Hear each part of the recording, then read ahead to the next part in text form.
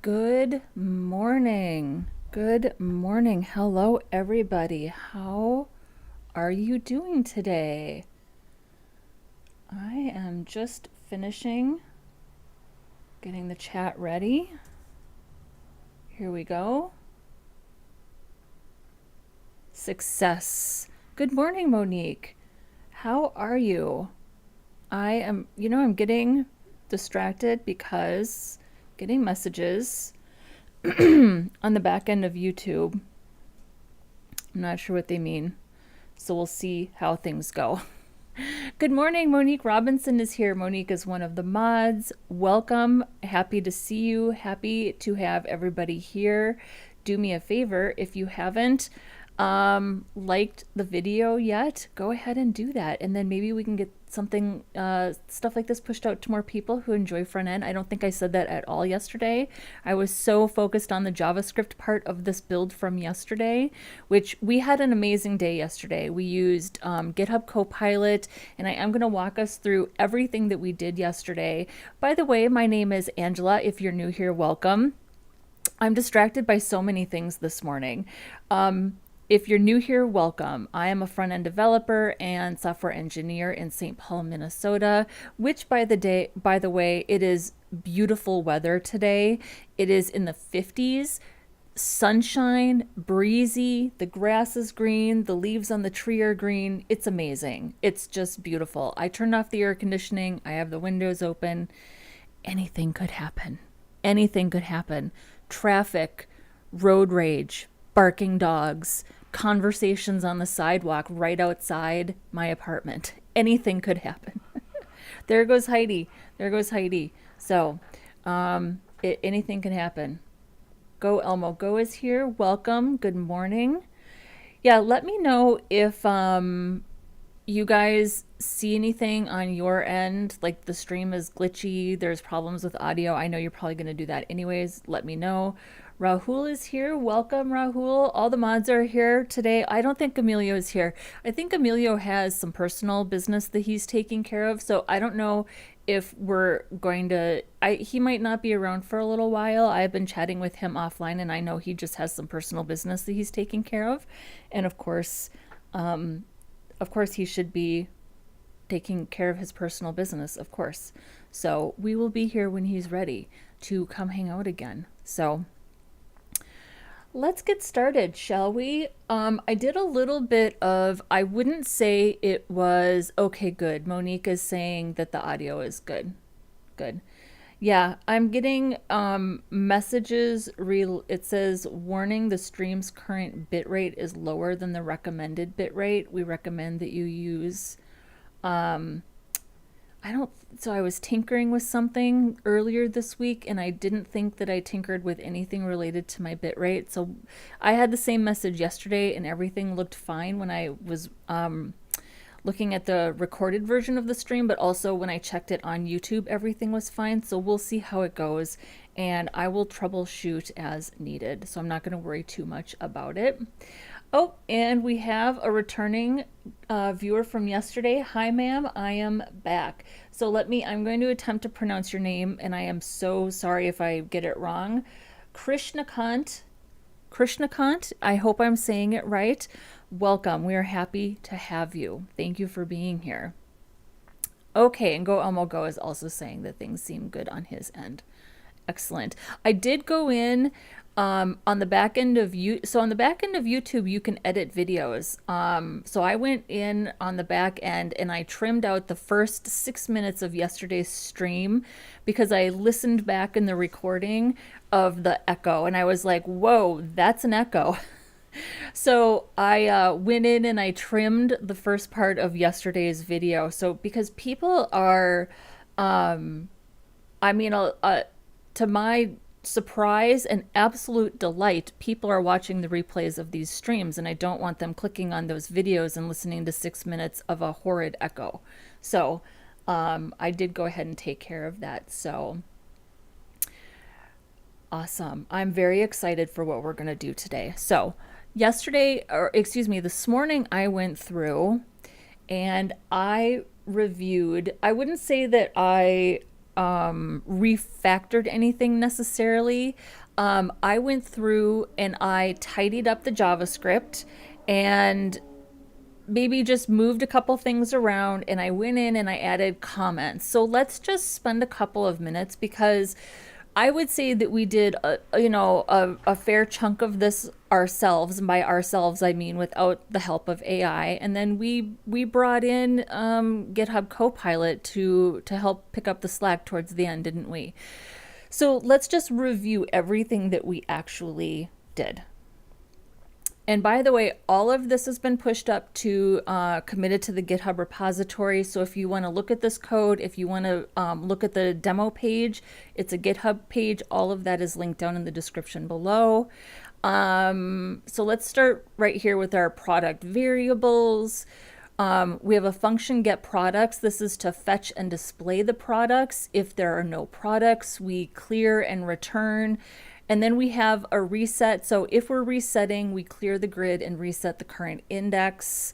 Grid inner HTML clears the previous products only when resetting.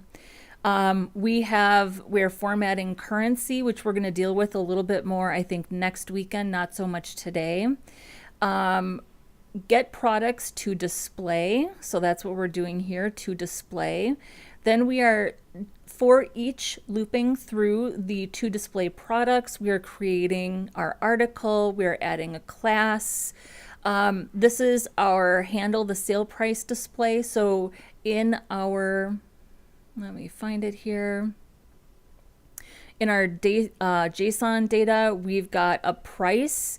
We have a sale price, which is either true or false. It's a Boolean. And then we have a discount, which is a percentage. So that's what this is calculating here. If there is a sale price, what is the discount? Calculate that price. And then we have our inner HTML. That's for each of the products. And then we append to the grid. So we're building that grid of products. Next, we are updating the current index. And the current index is really for this right here. So we can count what we're displaying, because we have a load more button, how many we're displaying of how many results. So that's what we're doing here. We're updating the current index, move the current index forward by the number of items displayed, which right now is set to 9. That's up here, items to show 9.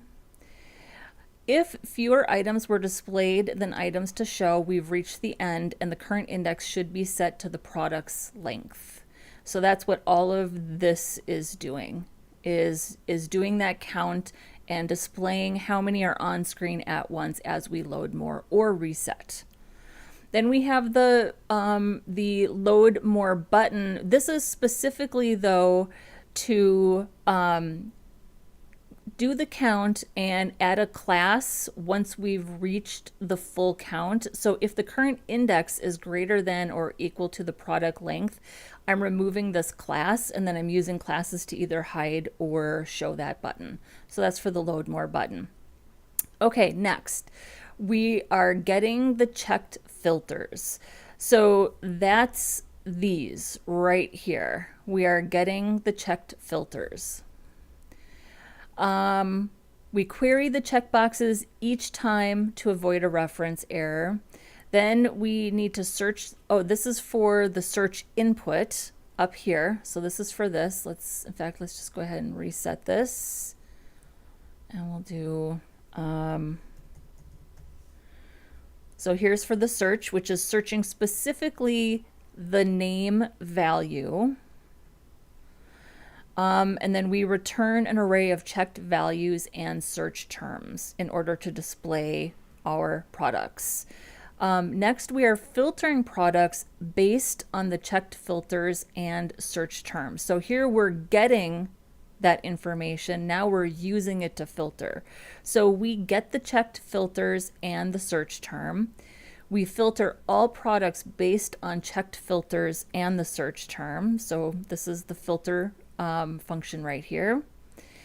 We check the category and color filters. If no categories or colors are checked, we match all. If the categories, colors are checked, the product must include all checked values. And again, the checked values would either be the category array, the color array, or if it's the search input, this would be a string. The name is a string value. Check the search term match. If no search term, match all. If search term product name must include blah, blah, blah. So same as above. And then return true if the product matches all criteria. Then we have sort filtered products. So we're defining a variable, the sort select, document get element by ID, the sort select. If the sort options, and that's this right up here, this is the sort select up here. And this is a select, literally a select element with an ID of select sort. The sort options are A to Z, Z to A, and that's by name, so alphabetical, ascending or descending, low to high, high or high to low, and that is by price, the regular price, ascending or descending. The default value is alphabetical, ascending, A to Z. And this is a switch case, get selected, sort option, and sort accordingly. That's what we're doing here. And then we update the displayed products. How we doing so far? This is exciting to me because the stream yesterday lasted about 2.5 hours in total. And a lot of that was, there was a very chatty stream. I edited last night for the project video, and it ended up being about 1 hour and 10 minutes of like focused, dedicated work time. In my opinion, this is an incredible amount of work to get done in that amount of time. And that's because we had some assistance from GitHub Copilot. If I had done that at my job, if I had built something like this, forget 2.5 hours. If I had built something like this in 1 day from scratch, my boss would nominate me for an award. I'm so blown away by how fast and easy it is to do these things with ChatGPT integrated into VS Code. It's really, I'm really blown away by it. So, okay, next. This is where we create the filter checkboxes. And this is the part that I did type out by hand. So first we just define the filter section, which is the form element. Then we define the unordered lists that are going to hold our checkboxes. And then we go ahead and we create each item based on the items that are in either the category array or the colors array. So we're just for each throughing, we're creating the LI, we're creating the input, we're creating the attributes. So we have a type checkbox, a name category, and then the value is the category itself. And then we create the label. We use the category, whatever that value is, the category, we use that as the label text content, and then we append it to the label, append it to the list item, and append that list item to the category list. So that's how we get our list. We do the exact same thing for the colors, and then these automatically print out as our products. Those product arrays get updated with new content, new data. These automatically get updated. So that is pretty cool, if you ask me. Then we have event listeners for the checkboxes. So we query the checkboxes each time to avoid a reference error. Add a change event listener to the checkboxes. So we're looking for a change in whether a box is being checked or unchecked. And then we add a search input event listener. So, and here's where we initialize everything. We initialize the products and the filters, and we do the fetch to get that data. So we fetch products from the JSON file. On success, we store the products in all products, and we display the initial products and create the filters. On failure, log error to the console. We sort the products alphabetically by name. That's what this is right here. We store in all products and filtered Oops, did we lose the stream? Oh shoot.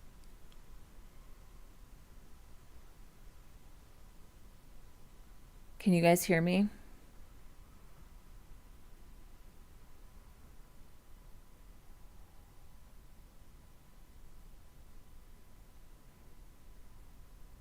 Let me know if you are able to hear me.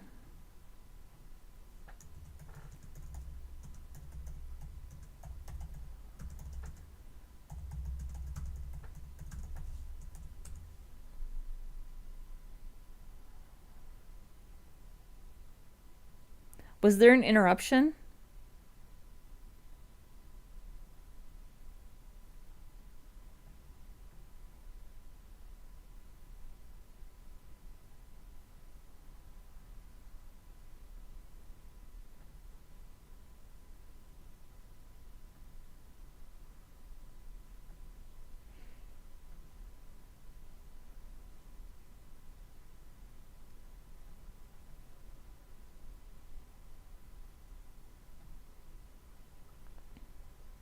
Okay. No, okay, Go Elmo Ghost says no interruption for me. All right. Well, I have the chat open, so I think you will tell me if something goes awry, so I'm not going to worry about it. I'm getting messages on the back end. Let me check my internet connection. Yeah, I have gig speed internet. That appears to be fine. So, and I don't recall messing with any, I was messing around with my mic settings, which I got resolved. I don't recall messing around with any of my other settings. So, okay, well, I'm just going to carry on and I'm not going to worry about it. So, we'll continue our review. One moment.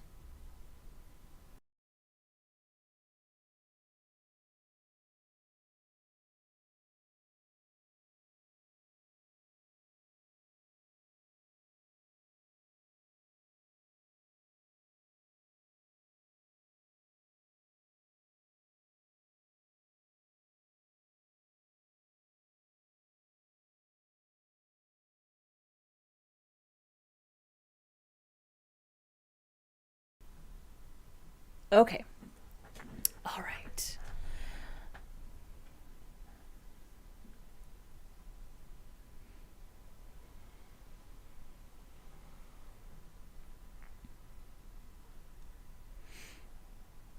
Okay, I'm just going to continue. I am getting concerning messages on the back end, but if you guys say that you can continue to see me without any interruptions, I'm not going to worry about it, I guess. So, okay, so we'll continue. So we sort products alphabetically by name, store in all products and filtered products, display the initial products, and then create the filters based on unique categories and colors. Then we are creating, that's what this is all doing here. Create the filters, get unique categories and colors, sort alphabetically, pass to create filters. So this specifically is getting the data from the JSON and creating those checkbox filters. And then we have the load more button event listener. So we query load more button each time to avoid the reference area. Avoid the reference error. Angela, words. Query load more button each time to avoid reference error. There, I said it. So if load more, then we have the event listener on the button. We click the button, we get more products from filtered products. Log the fetch error to the console. Then we have some sort. This is, again, the sort right here. This is the sort right here. Add a change event listener to the sort select. Query the sort select each time to avoid reference error. So if sort select, add the change event listener, filter the products. And then here is our reset. I think this is the last one. Yeah, this is the reset. So we query the reset button each time to avoid a reference error. So we're just checking to see if it exists. Add the click event listener to reset the button. Unclick uncheck all checkboxes, clear the search input, reset the sort select, and show all products. So if the reset button, add event listener, click, query the checkboxes each time to avoid the reference error, basically make sure they exist, uncheck all of the checkboxes for category and color, clear the search input, reset the sort select, show all products, and then last but not least, DOM content loaded. Make sure that everything is initialized after the DOM loads. Whew, we did it. We did it. It was a lot, but I think it was totally worth reviewing everything that we got done yesterday. It was totally worth reviewing everything that we got done yesterday. So, very pleased that we got all of that done in one day. Very pleased. So let's get started on our CSS, shall we? Let's get started on our CSS. Let's try this again. So hopefully,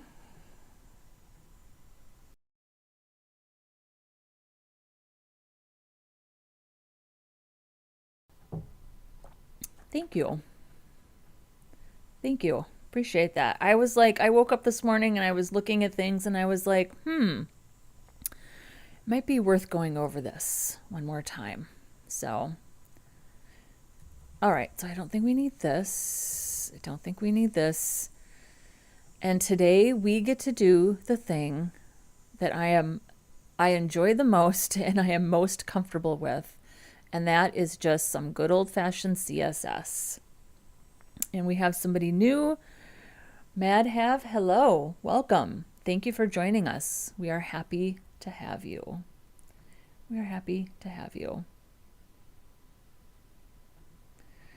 And I'm also a developer in AI machine learning. Well, welcome.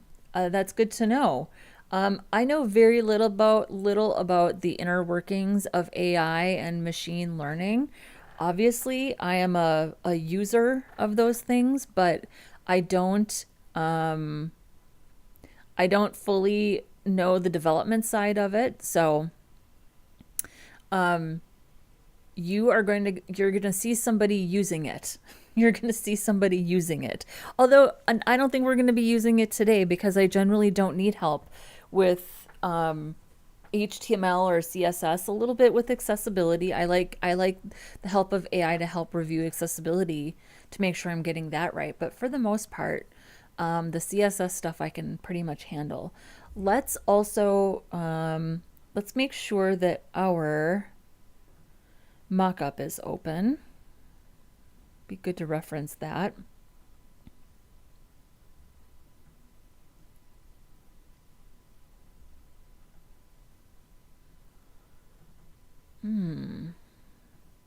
Oh, you know what? Hang on for a moment here. You guys, I just realized that you cannot see what I see.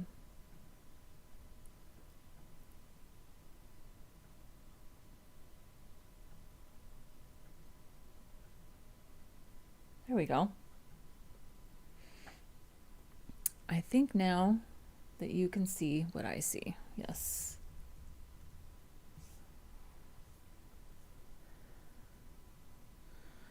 So let's start by just styling our, there's Heidi, there's the my little angry jelly bean, hearing things outside, charging at the window. If you're wondering what that noise is, that's what it was. Okay. So let's get started with these checkboxes. Here we go.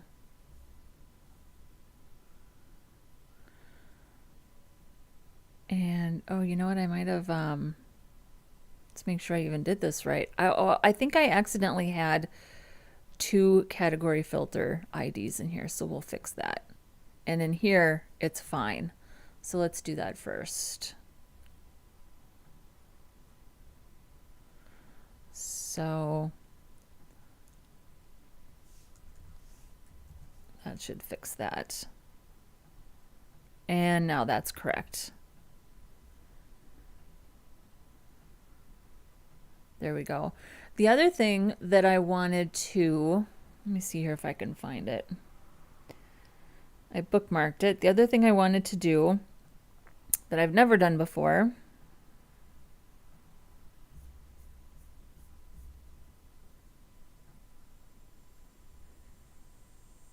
is style input checkboxes. Which I know that you cannot directly style the checkboxes themselves. You have to sort of hide them and put something on top of them. So we're going to do this also. Styling an HTML checkbox with CSS often involves hiding the browser default browser appearance and then creating a custom visual representation using CSS pseudo elements or other elements. Here's a common approach. So we're going to do this too. For now, I'm going to close this. For now, let's just start to tidy this up. So here's our footer. Here's the product grid. Here's the product meta. Here's the grid wrap. Here's the navigation. Let's do this right here.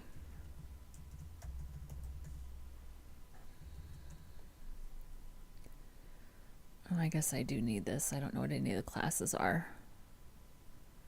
Sidebar, filter.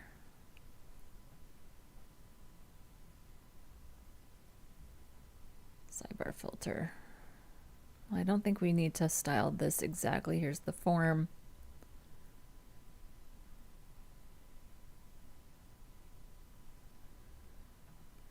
Field set UL.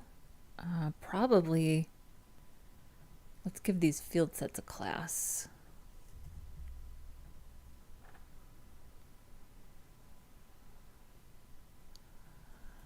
We'll just give these a class of filter items.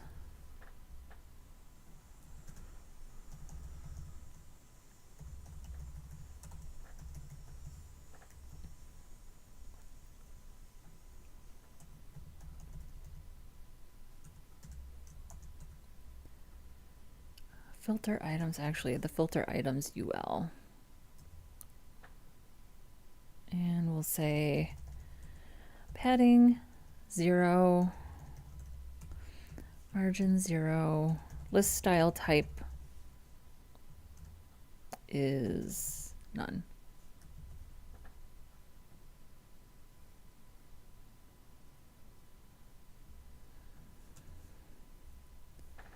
And then the field sets by default have a border.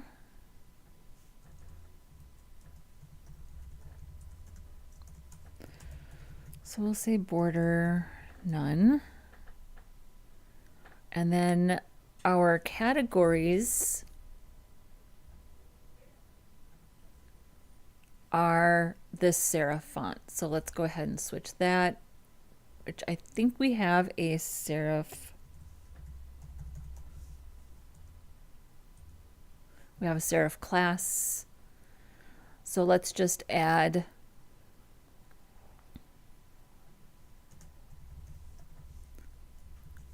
the serif class.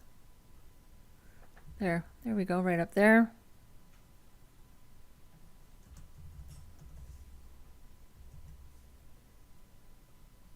I think I'm gonna have to make this a little smaller. Hopefully, oh, I don't think people are gonna be able to see that though. There we go.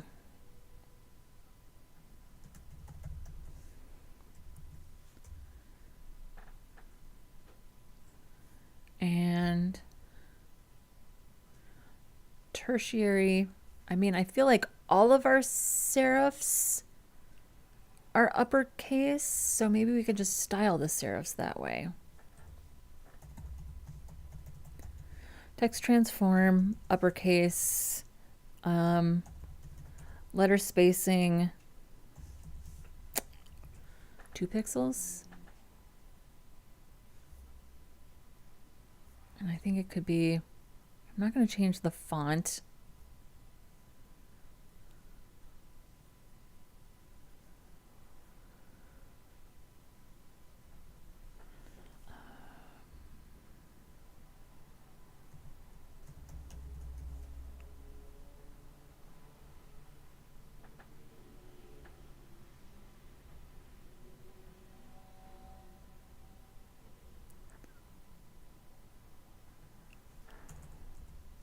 I'm just going to do filter items, tertiary heading, font size. We'll try 2 rems. Oh, maybe a little bigger.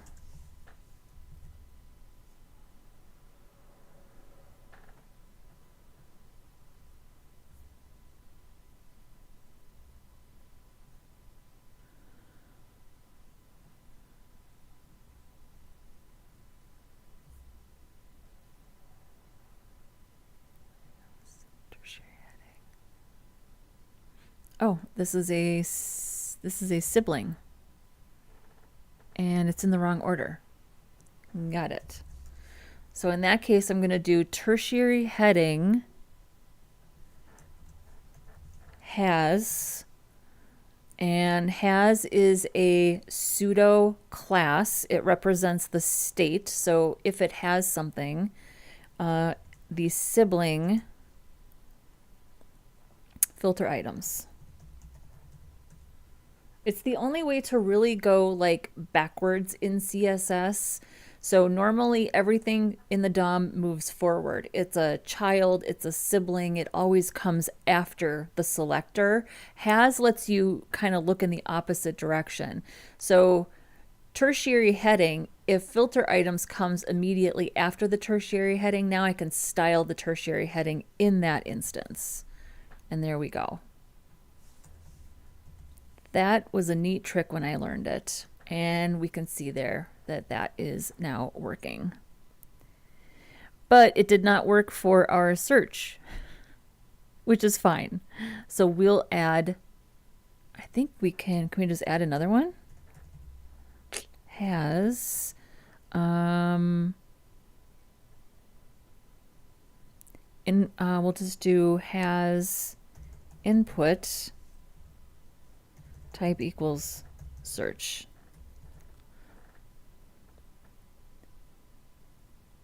That might not work. We'll just do has input. It might not like the chain, so that's cool. We will just do it again. Oh, actually, it's because we didn't do the sibling. No, it still doesn't like that. That's fine. We'll just add another one.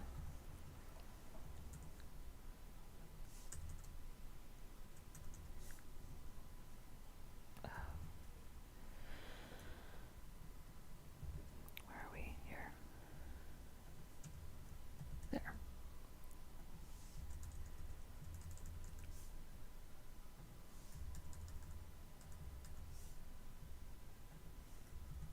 There we go. That's pretty big. Yeah, I think that looks about right. It's not exactly the same. I'm not using the same type font that's in the mockup. Just using a system default, but I'm fine with that. And then let's make that just a slightly not so dark. So, what are our options here? I can't remember. Did we say this dark gray was accessible? Well, here we can find out. So right here, it is accessible.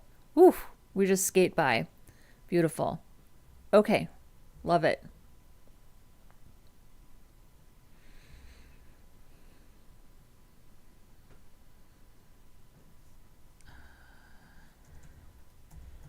So next we'll do filter items.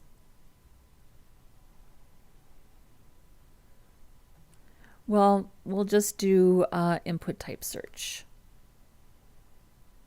We'll just do input type search. Input. Well, do I want to do that though? Because there's a search icon in the header. So we'll just do sidebar filter. Yeah. So it could be a little more specific.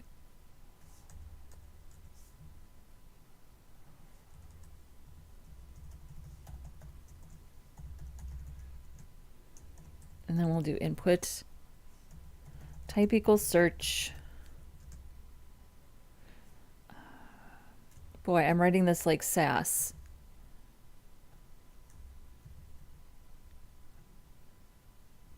I'm going to say width 100%. Okay. We should probably do just some generic form styles, honestly, now that I think of it.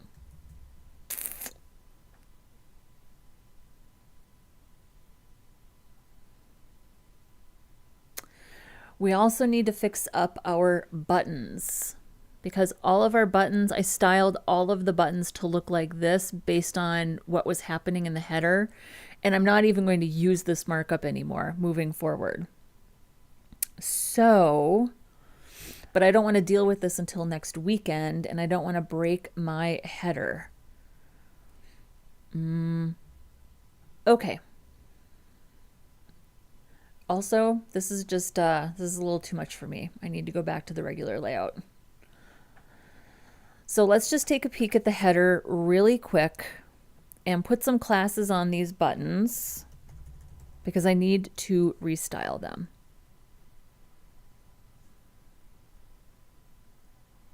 Okay, so I don't have to worry about those.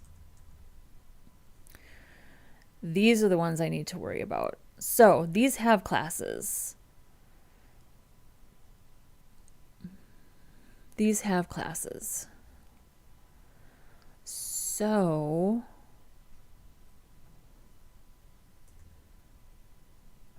let's just do this.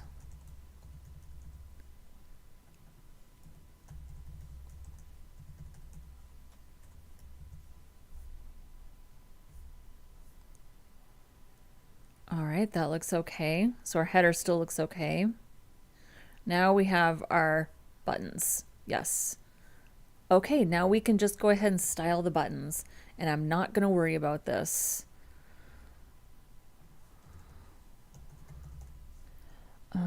Button. So I'm just going to say background color, none.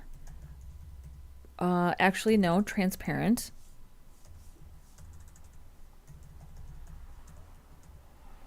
Border, none.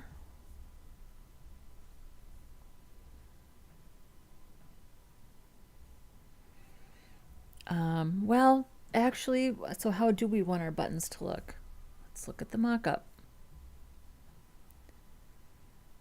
Right here. And right here. Let's just do a black solid button, and then when we hover, it's a border with a white background. So we'll do border 2 pixels, solid, black, background. Oh, we already did the background color.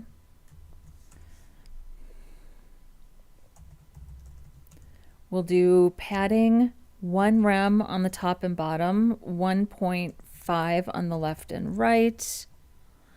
Let's make sure that these are display block, which means we have to put I'm going to put a width of 200 pixels and a max width of 100% to keep them responsive. And then we'll do a margin of, buttons usually need some margin to push them away from the content. So we'll do 1 rem on the top and bottom, auto, because they'll probably also need to be centered, but we can play that by ear. And then the color should be white. Text transform, uppercase, letter spacing, 1 pixel.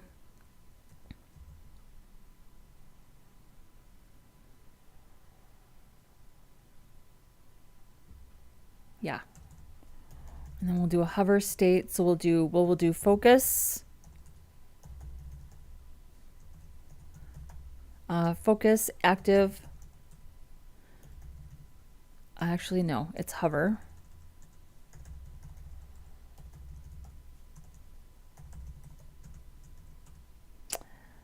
And we're going to change the background color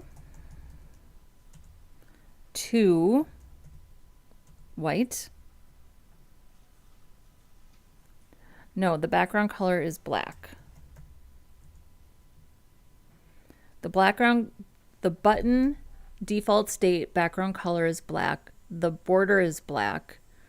And then when we hover, the background color is white. The border stays black. And the color is black. And then we transition.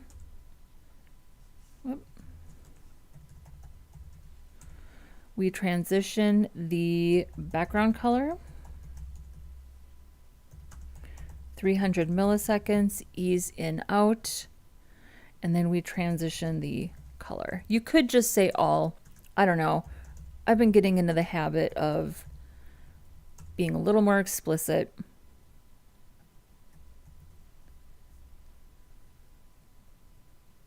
There we go. So there's our load more, and here's our reset. And I'm not going to center these by default. So let's just take out.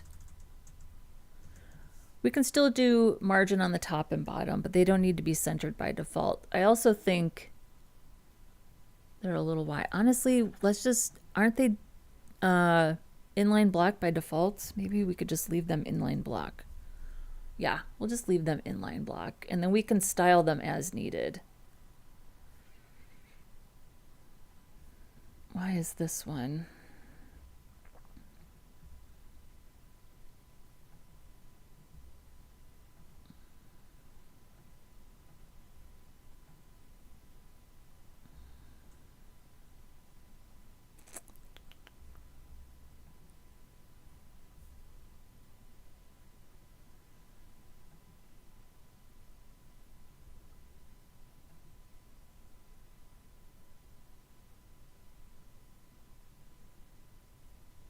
These display inline block by default.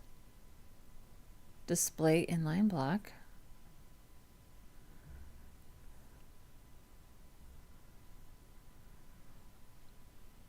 I don't know. It could be because we're using grid here. So I'm not going to worry about it right now. I'm not going to worry about it right now. Okay, let's make sure our input is a little tidier. I'm going to take this out. So basically we defined a default button state, but we didn't screw up everything we had done in the header. So that works for me. And then this is the media query specifically for these. So let's update these classes. User drop.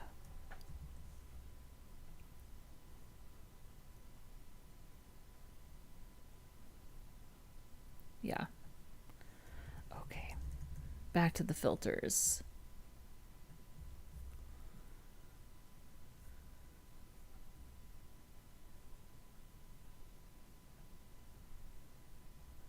Okay, inputs. Oh, we kind of screwed this up too. That's okay. This isn't even wired up yet, so I'm not sure I'm worried about that. And we have to style our select. And oh, we did kind of screw this up. Honestly, it doesn't, oh, look, I screwed a lot of things up in the header, but you know what? We're going to fix all of that next weekend. We are going to fix all of that next weekend. Well, we'll see if we can fix some of it today when we're done. Okay. It's the nature of development, right? Is that as you work, more things get styled. You make changes to your markup and your class names, and you have to go back and redo some stuff. That's okay. They're just styles. So let's see what's happening in the chat. Do you also work as a freelancer? Sometimes, not very often. I'm not actively looking for freelance clients, but I do have a few come my way. It just depends on the person and the project. I am extremely fortunate that I'm at a point in my career where I can be a little bit picky with the jobs that I choose. And I don't freelance as often as I used to, but I do occasionally still take work as a freelancer. I don't know if anybody here is specifically an AI, or at least if they are, they haven't mentioned anything. So yeah, Go Elmo Go is saying most here are in front end or full stack. And yeah, we do focus mostly on HTML, vanilla CSS, and JavaScript. Really, the whole point of this channel is not to be in denial about libraries and frameworks. It's just to practice sort of basic front-end skills. So I'm a huge advocate of that. I've met a few junior developers in my time who, boy, spent big money on a boot camp and could build a shiny new React app, but had struggled with a lot of like core foundational stuff. And I personally really love building UIs with HTML, CSS, and JavaScript, because you don't need Node, you don't need a package manager, you don't need a compiler. I used to use Sass. I was a Sass user for over a decade, and even that I've started to kind of let go. I have a lot of existing projects that require Sass, which is fine, but anything new that I start now, I tend to do vanilla CSS just because I kind of enjoy it, and it helped me sort of get back to basics. So welcome. Glad to have you. Glad to have you here. Okay, so let's get back to the sidebar.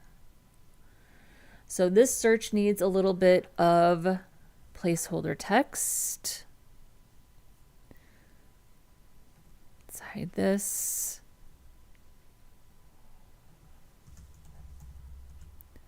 And I'm just going to say search by, I'm going to say search by name.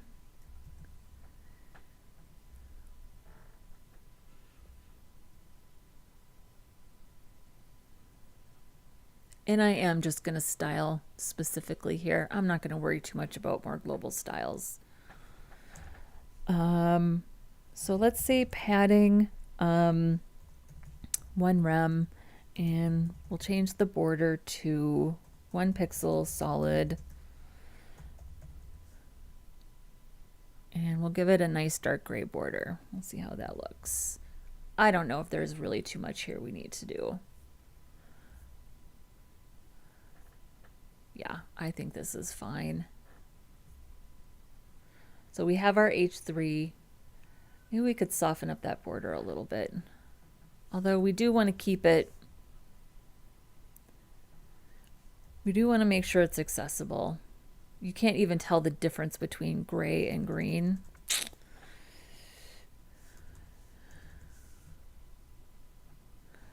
I think this rose color, yeah, you really can't even tell. So we'll just leave it as gray.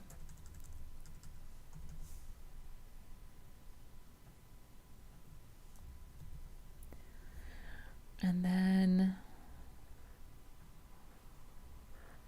here's our LIs, here's our UL.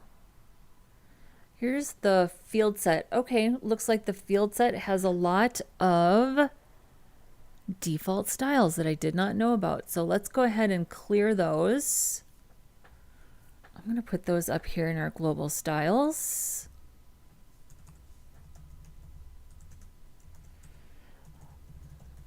padding 0, margin 0.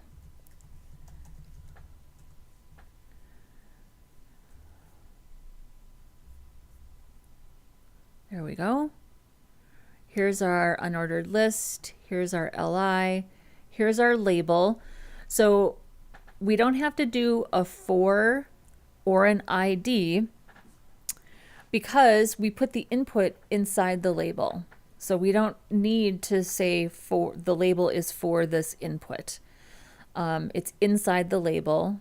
Here's the label itself. It comes immediately after the input, and type is checkbox, name, category, value, alcohol. And so the input comes first. By default, it has a little bit of margin. So let's just go ahead and change.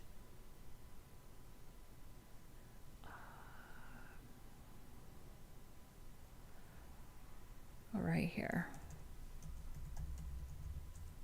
Filter items,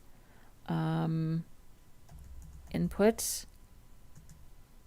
I'm not going to say type checked because there's only one input in the filter items field set. Although we could. Type equals checkbox. And I'm just going to say margin.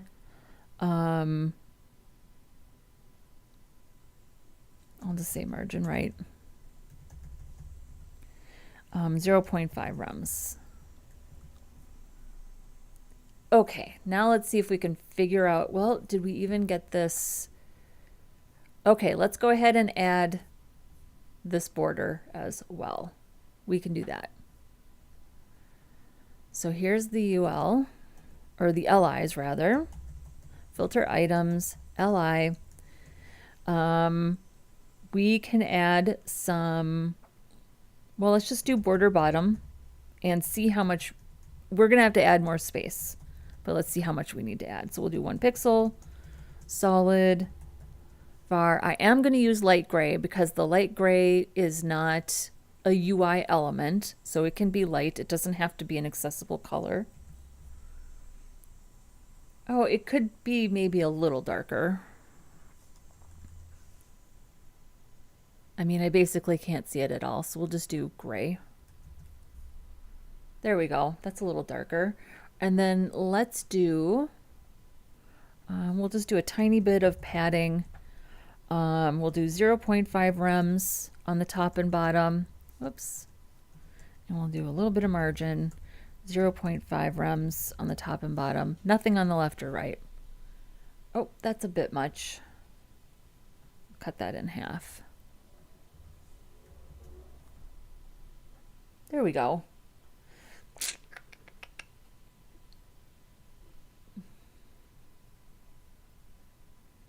Yeah, I think that's okay. I think we need more space in between the sidebar and the grid. Yeah, I think we just need a little more space in between the sidebar and the grid. Where is that? See, this is the fun part. This is the fun part, right? I think it is. So right now our gap is 2. That's about 5 right there. There we go. Yeah, I'm gonna do about 5 rems.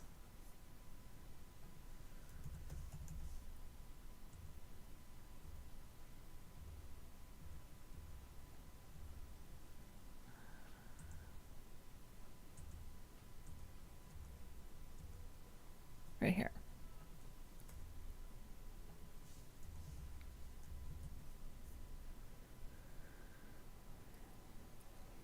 And then maybe we do, I do think we're going to want to push these in a little bit, aren't we?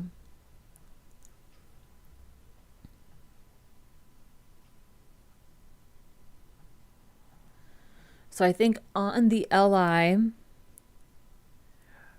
we are going to want to add some padding on the left and right.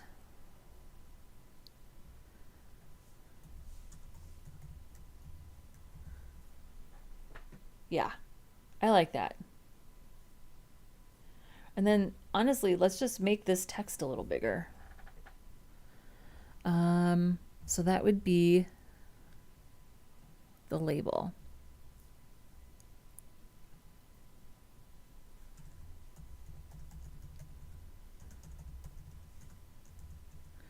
We'll do font size, maybe 1.1 rems. Let's do text transform. Whoops. Text transform, uppercase, and a little letter spacing. I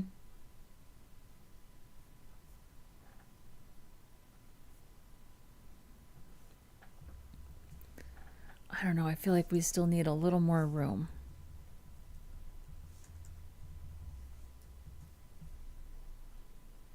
Yeah. I like that. I think I do like letter spacing on lowercase, but not a lot. That looks a little better. Yeah, I like that. It's a little spaced out. It's very readable to me. And we happen to have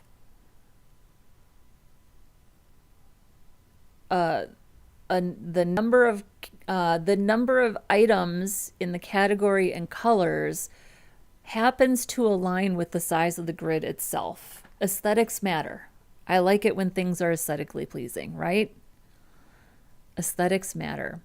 And you know what? We can also style, there's a pseudo element for placeholder text. So we can style that too, because this looks like the default. I can't tell, but I think this looks like default text for the placeholder. So we can style that too. Okay, so let's see if we can style some checkboxes here. How do we do this? Okay, for input type checkbox, here's a common approach. Options to hide the default appearance. So appearance none. Or for accessibility and screen readers. Why would that even be a choice? Or for accessibility and screen readers. Of course, we're going to do it for accessibility and screen readers. Okay. Create a custom visual representation. This is usually done by styling a label element associated with the checkbox or using pseudo elements like before and after on the label or a wrapper element. So custom checkbox container, this would be the label, display block, position relative, okay. And then a pseudo element before, okay. And then style the checked state. Okay. So we'll do this first.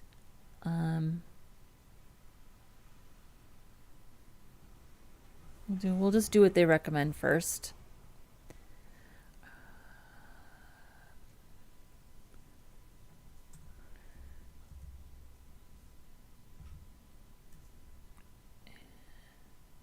I mean, I don't think we even really need that then, right? Okay. And then this would be for the label.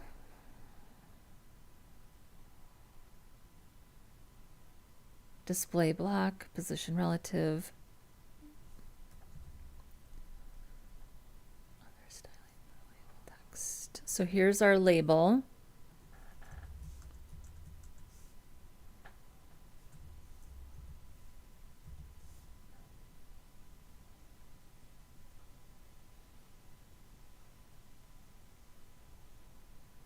Okay.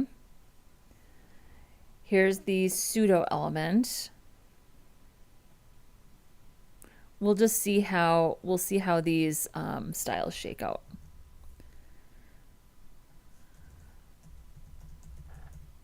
Items, label.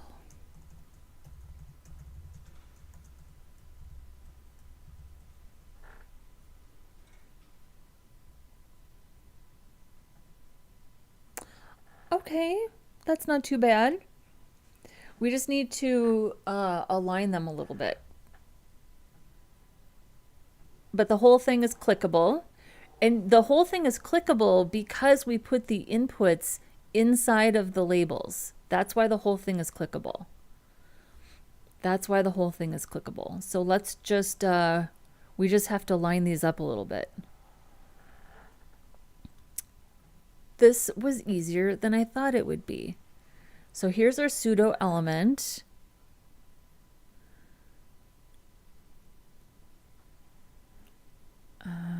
So I think we just want to be able to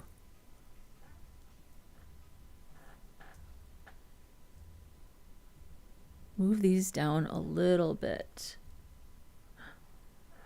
I think that is about perfect.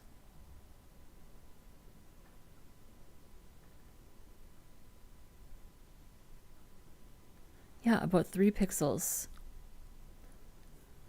Look at that.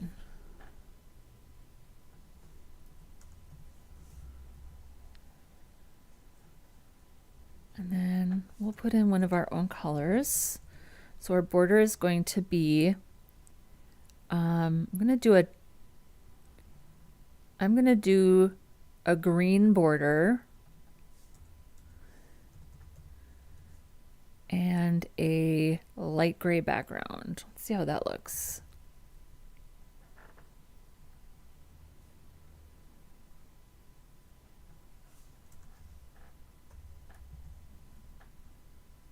Yeah, I like that. And then our checked state,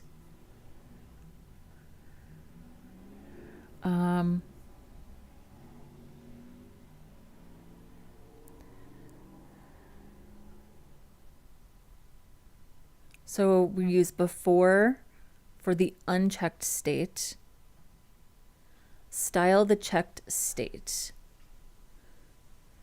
add the check mark. So I'm not going to do an actual check mark.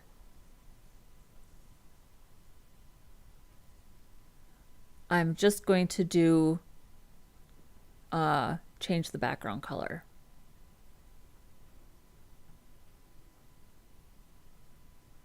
Style the checked state. Use the checked pseudo class selector in conjunction with sibling or general sibling selectors to target the custom visual element when the checkbox is checked.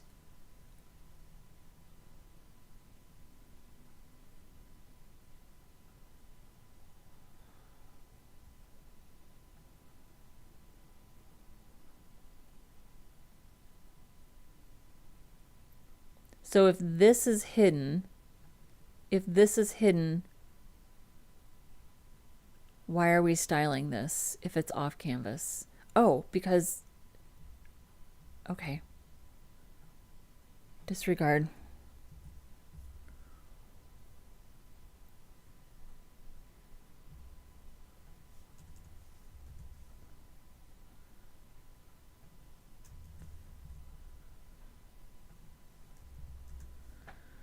Sidebar filter, input type checkbox, checked, custom checkbox container, which is, we're gonna have to move this down.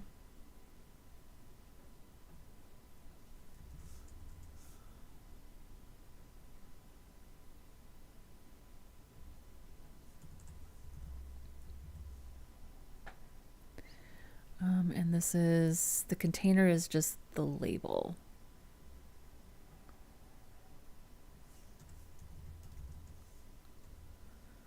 And then we'll change the background color to green.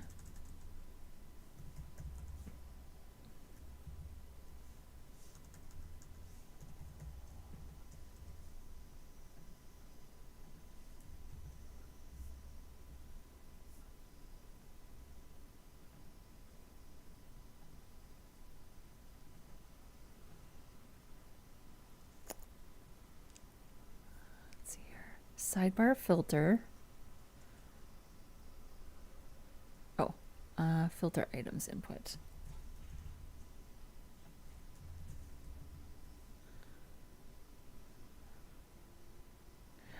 This is not a sibling. This is a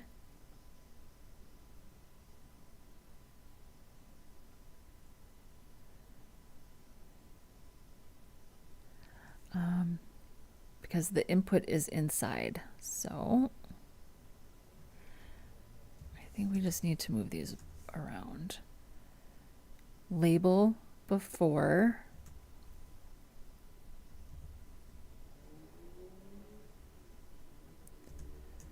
Do we need to do that?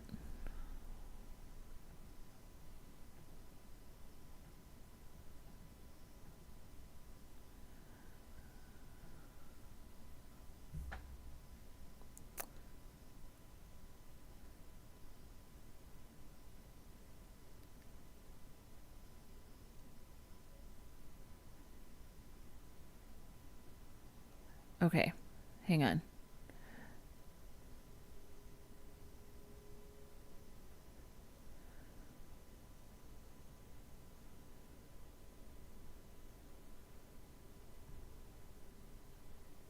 Label before, filter items, label before, if the input type checkbox checked.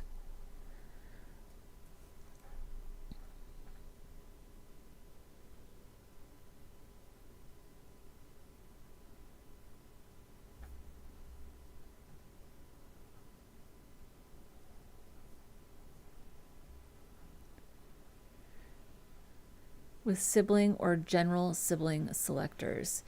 So this sort of implies that the input is coming before the label, which it's not. So hang on, I know how to do this. I'm just drawing a blank. So if the input is checked, so if the checkbox is checked, the label has to come before. And the input is a child. Is anything even registering at all?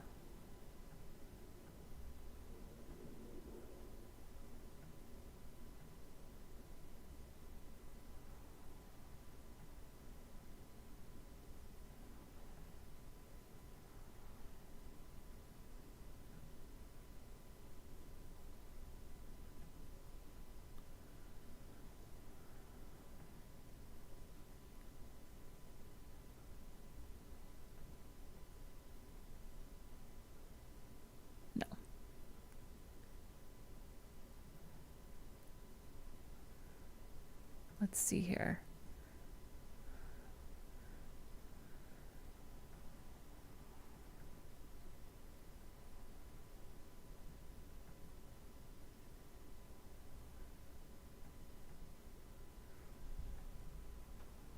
Okay, well, you know what? Let's just ask for help.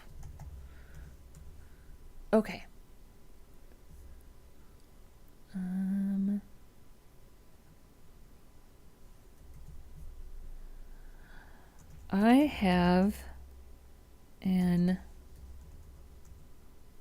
I have an input checkbox. I have an input checkbox inside a label element. This code is not working. Your selector isn't working because of how you've structured it. Right now, that's invalid because before creates a pseudo element, it doesn't actually exist in the DOM. So you can't put a real element inside of it. If your HTML looks like this, then the proper way to target the input and use sibling selectors to style the label pseudo element when the filter items, input checkbox, filter items, label before.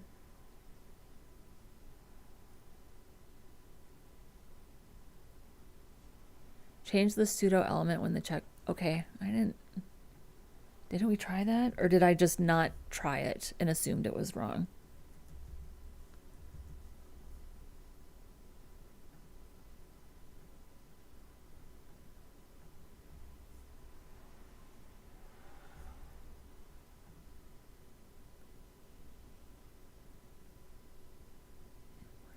Type checkbox checked plus label before.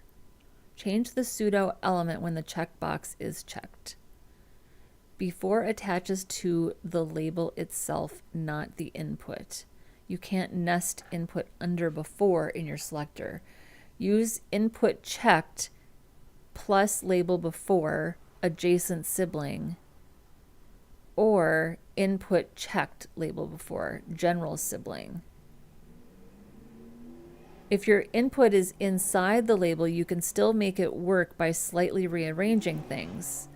Put the input before the label text so the pseudo element applies correctly.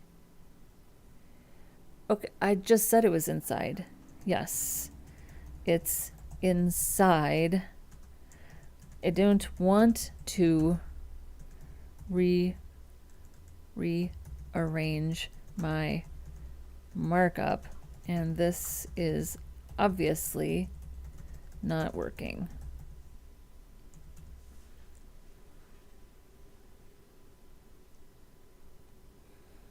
Okay.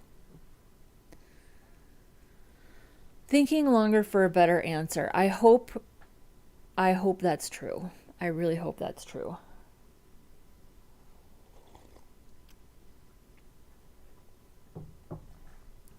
I hope that's true.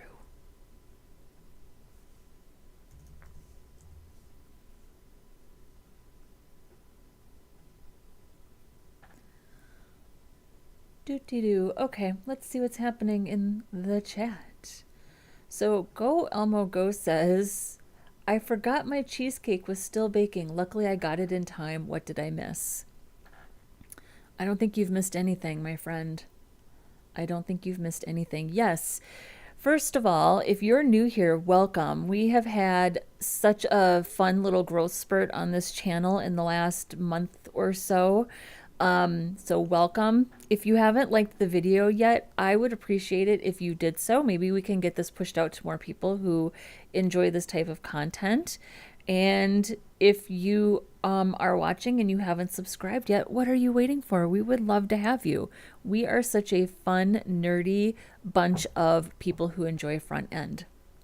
I'm here every Saturday and Sunday, and yeah, we just practice. We practice HTML and CSS and vanilla JavaScript. We have a lot of fun doing it.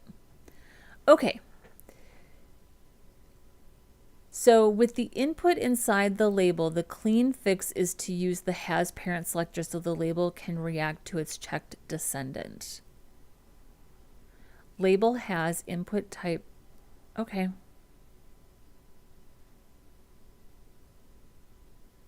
If your only goal is to tint the native checkbox, you can skip the pseudo element. Entirely. Accent color, green, optional. Progressive enhancement if you care about very old browsers.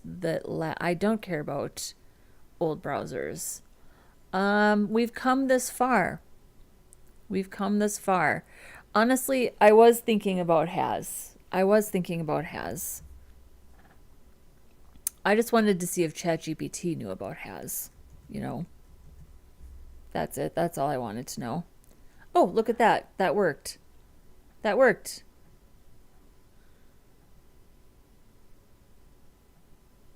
Nice. I like it. Yeah, I like it. So the other thing that we should do, so I'm noticing that if there are no results, we should have a message here saying like your search or your items didn't return any results. So this is as good a time as any to start a QA document. So let's do this. So this is about the time in any project when I start a list of things where I'm just noticing things that I want to do, but I don't want to get distracted and go and immediately start working on something else. So let's just do this now. So we need a no results message for the filter. That's it. We're just gonna start keeping track. So this completely works. I am absolutely happy with this solution. And I don't think we need this.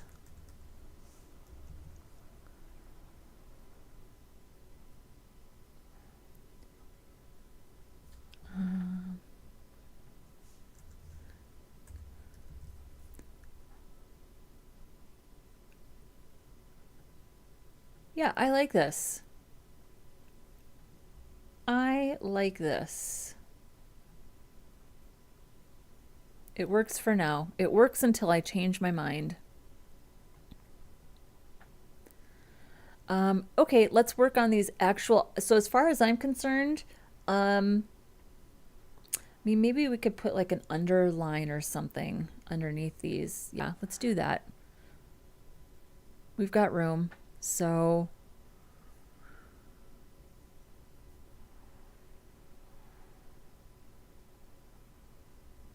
we'll do this right here. So we'll do some padding, 0 on the top, 0 on the left and right. I'm going to do 0.5 rems on the bottom. We'll change the margin. I'm just going to do 0.5 on the top and bottom, 0 on the left and right, and then we'll do border, bottom, 1 pixel, solid,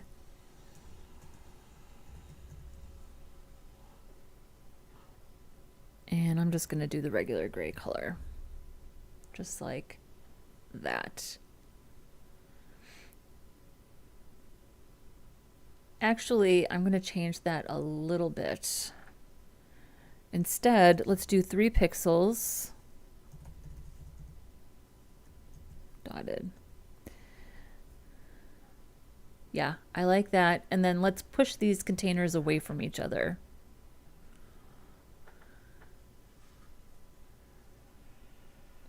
So probably the best way to do that is to add that margin back to the top of the H3. Yeah, we can do that. I'm going to do 0.5 rems on the bottom. And I'm going to add 2 rems on the top. There we go.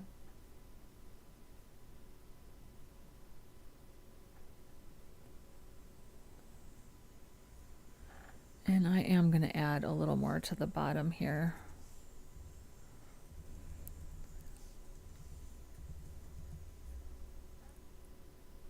There we go. I like that.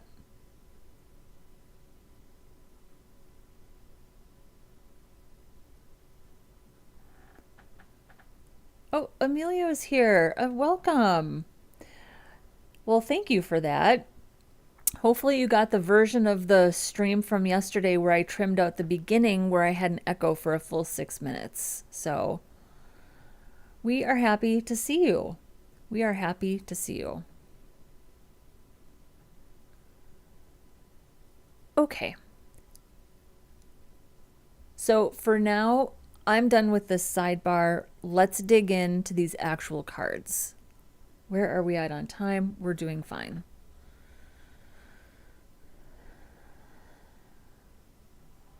So let's make sure that we have classes on our spans for the prices. So this is the sale price. Just going to do sale.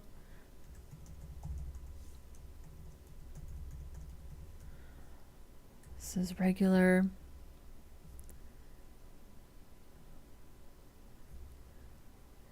And then product headings. We have our own class there. Here's the product meta. Here's the product grid. Here's the image. So let's just do the individual items here.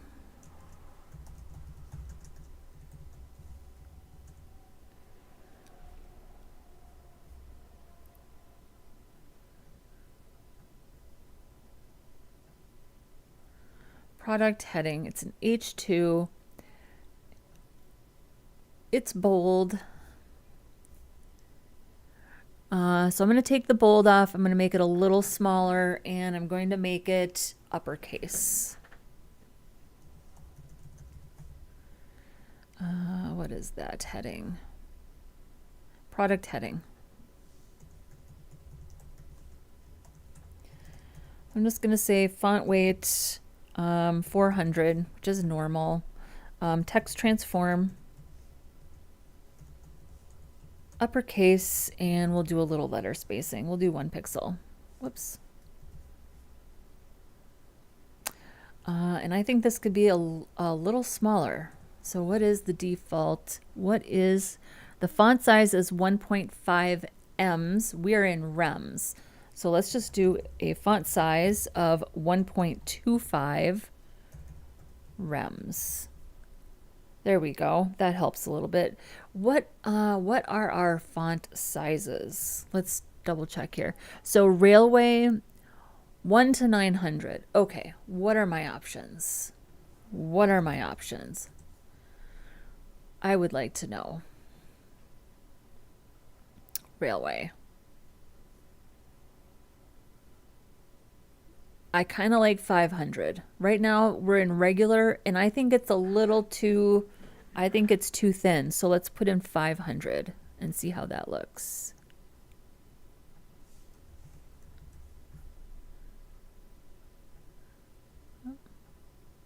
There we go. Much better. And then we have a lot of margin here, so let's cut down on some margin, 0.83 ems. Although, no, I think that margin's okay. Let's just make sure that we style our prices. And then we have a paragraph tag with sale and regular.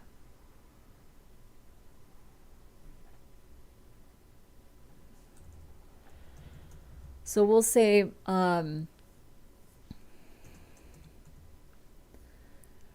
so sale, okay. So we want regular to be crossed out anytime sale exists. So let's make sure that sale has a font weight of 600, and we'll make it a little bigger.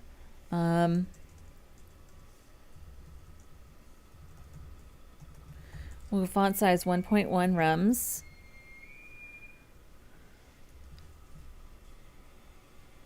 There we go.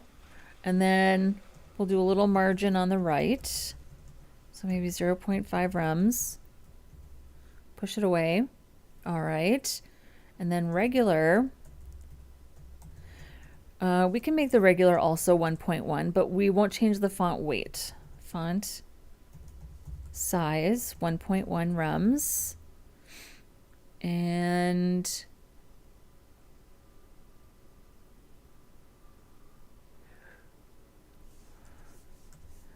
then we're going to do, well, regular comes second. So it would be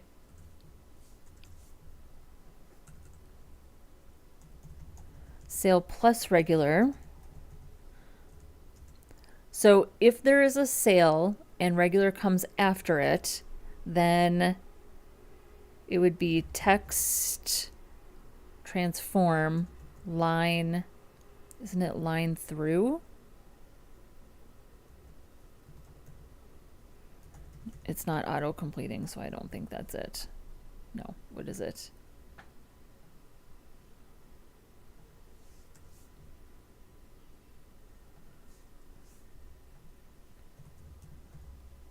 What is it? Text decoration. Line through. There we go. There, perfect. So now the sale, the regular price has a line through it anytime a sale price exists. Otherwise, the regular price doesn't have a line through. Beautiful. And let's add a little more space underneath. Push it down a bit. So really we just want to add, here's our products. So we'll just go ahead and add margin 2. Well, do we want to add more? Let's add a little more gap. Let's add a little more gap, but also we just need a little margin on the bottom. So product grid gap. So let's add a gap here. And then the product items are just product.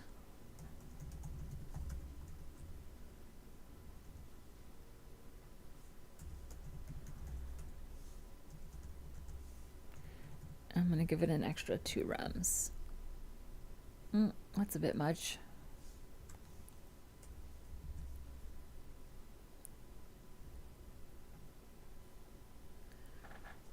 Yeah, I wonder if we even need, I don't even know if we need this at all now.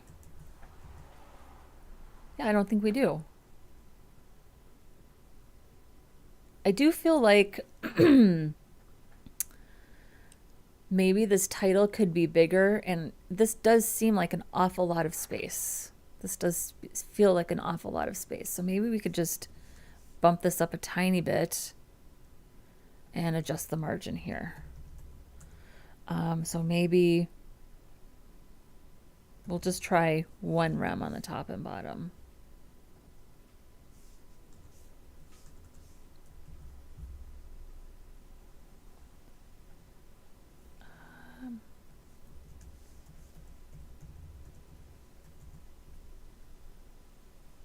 Oh, and I bet this paragraph tag also has a ton of, yeah, so let's do this. Product heading plus paragraph. Let's just say margin 0.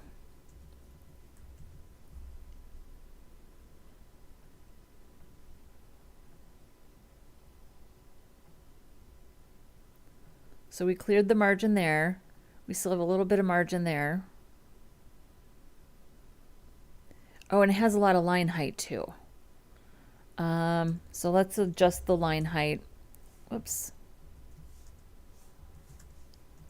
I usually do a line height of like 1.25 on headings. It's usually what I end up doing. There we go. That looks a lot more balanced, right? Wow, what do we think?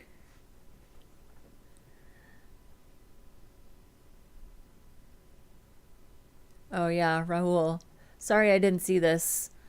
I made ChatGPT earn its keep today. So yeah, Has is beautiful because you can go in the opposite direction where normally you can only go forward. You can it helps you kind of like look backward. So, okay, so I'm liking this. I'm liking this. Yes, we are. Okay.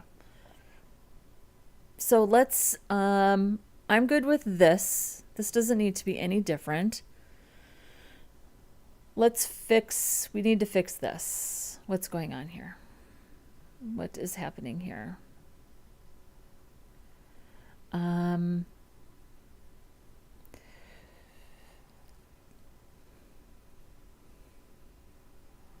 So really, we screwed up all of our buttons. So I thought I was being so clever.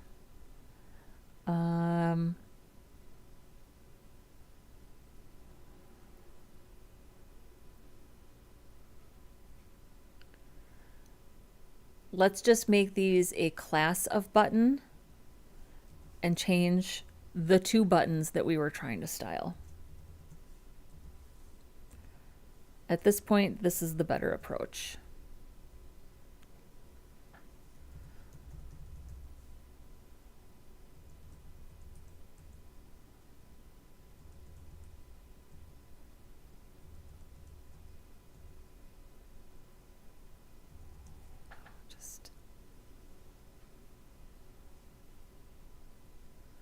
Yeah, we gave these a class of button. So that's what I should have just done.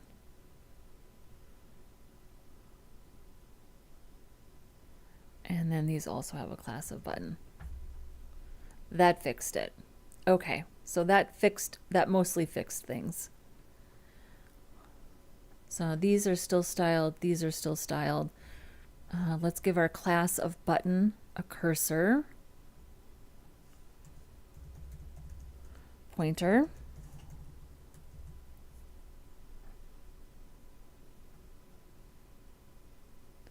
There we go.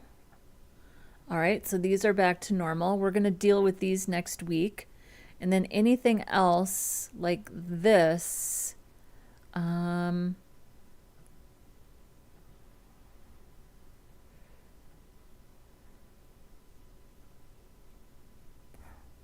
we could still do a default style.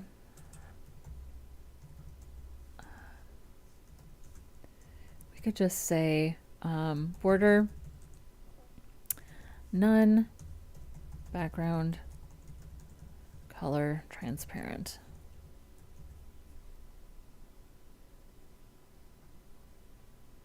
No, we're still screwing that up. Oh, you know what we could do? How did I have this? Let's do this. Here is our demo page. See, this is the beauty of having a staging site. If you get yourself into trouble locally, go check the staging site to see what you did. Let's see here.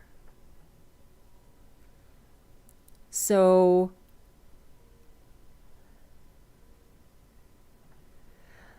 this, okay. So we changed this to be a class of user drop.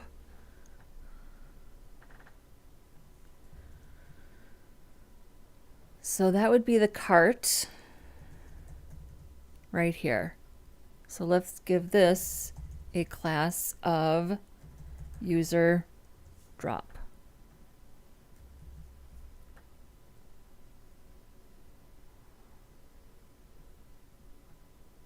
There we go. Now we're back to normal. And then we'll do a little CSS refactoring next weekend. We'll do some CSS refactoring next weekend. And I'm going to take that out. So here's our, these are really the last two buttons that don't have any styles, but they're also not hooked up to anything. So this is the view. And I think we could, we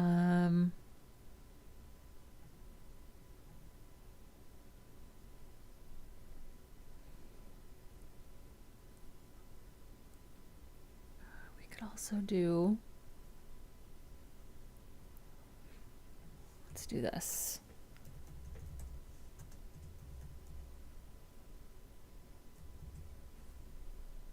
There we go. We'll fix these. Well, we'll work on these today because we're going to style this input right now, the select, and then we'll work on this too. And then we're going to come back next weekend and finish up our header and our footer. We can, I mean, with how things are going this weekend, we're definitely going to finish. We're on the tail end here of the filter, the products themselves. We can finish the header next Saturday, and we can finish the footer next Sunday. So I think we're right on track. I think we are right on track. And then we could, maybe if we have to just do a little extra QA on Sunday. I mean, I don't think this footer is going to take 2 hours to style. So we should be able to squeeze in the footer and QA on Sunday next weekend. I don't know why not, considering everything we've gotten done this weekend, right? Yeah. Okay. So let's work on this little meta section right here. Product meta, here's the showing, that's completely fine. Here's the product meta wrap, also display flex. And then let's go ahead and add some gap to this. Product meta wrap.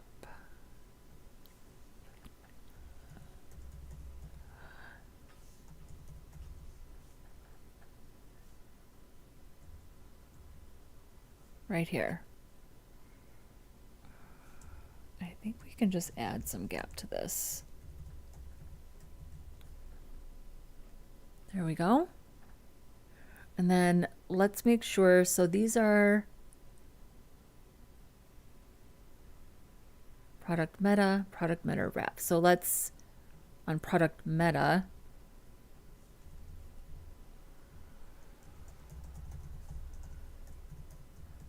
give us a little margin on the bottom.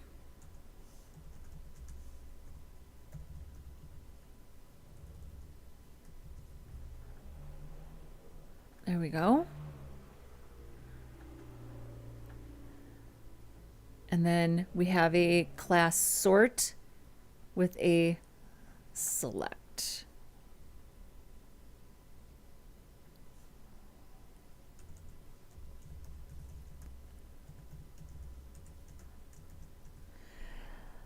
So let's, I don't want to make it as big as our input. So let's do, I'm just going to do padding 0.5 rems. There we go. And you can't style the arrow, so let's give it a background color of white.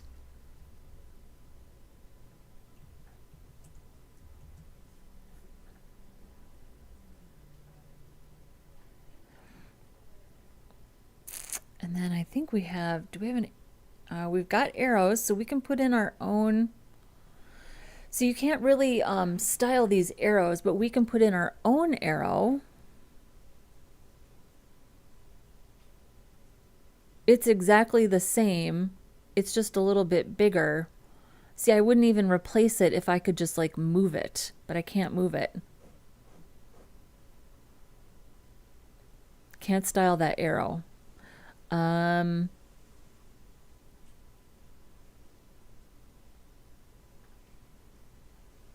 So that's fine. We'll just put in our own. So let's grab an SVG. Chevron down. See, it's so tiny. It's so tiny.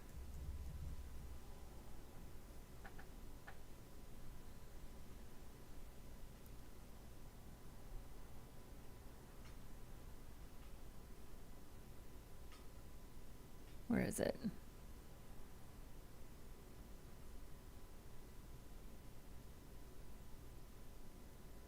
Right here. Put it right here. And we'll say aria hidden true.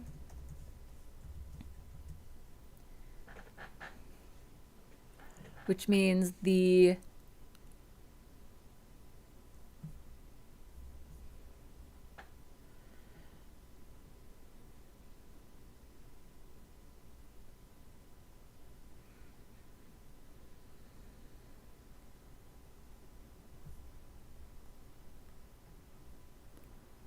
so then our sort is going to be position relative. And then our sort SVG is going to be position absolute. We'll just say top 0, right 0. Okay, but that at least gets us back to our normal size. And then it's already display block because we set it, we set our SVGs, did we? Yep, we set our SVGs to display block. So we'll do a width of 1 rem, a height of 1 rem. We're going to give it a tiny little bit of padding of 0.5 rems and a background color of white. So when we position it over top of the arrow, we can cover it up. We can cover up the old one. And a pointer event, none. This is important, and I'll show you why. So you can kind of see there that it's covering it up a little bit. Let's actually make this just a smidge bigger. So 1.5, we'll play with this. Sometimes you got to play with it. You can see there. Oh, we got to take the padding off of.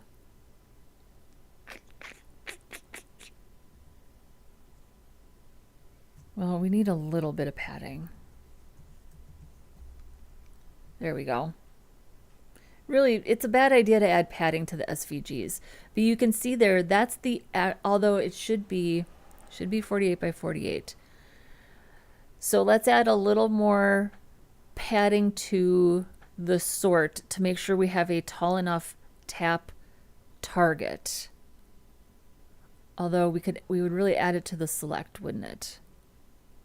So maybe 0.75.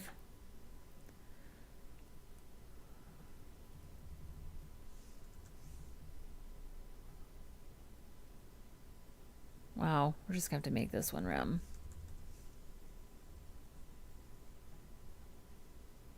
There we go. Yeah, I am going to make it, I am going to give it a rem because people need to be able to have a tap target that's big enough. But you can see here that when we add padding to the SVG, it makes the SVG smaller. It's pushing everything in, which is fine, which is fine.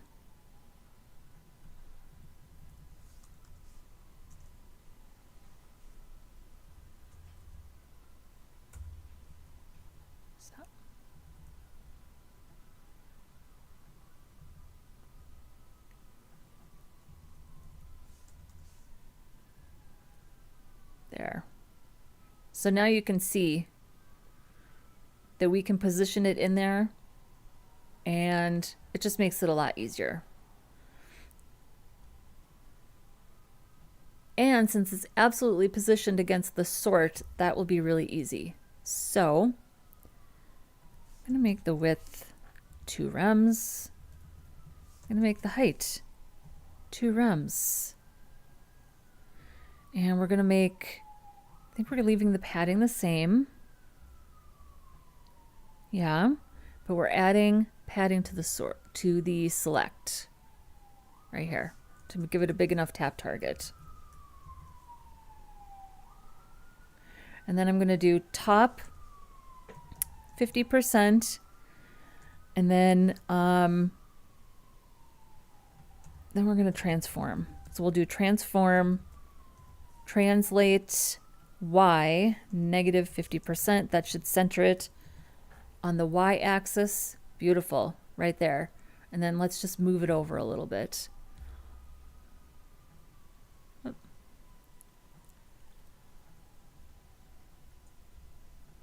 So here's the SVG, and we can just shimmy it over. Look at that. Perfect. Now we are covering up the arrow that we don't like. Just like that.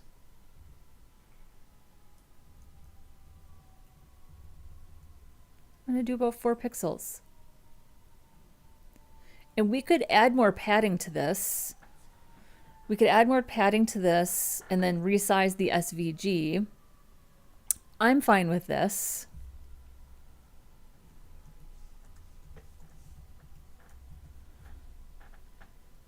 And now if I take pointer events none off, here is what happens. I can click the select. I can click the select. But if I click the arrow, the select doesn't work. The select doesn't work. So for a really long time, I didn't know anything about pointer events none. I had no idea. So I would mess around with a lot of z-index, and then I learned about pointer events none, and now you can click it. So, and Rahul is saying,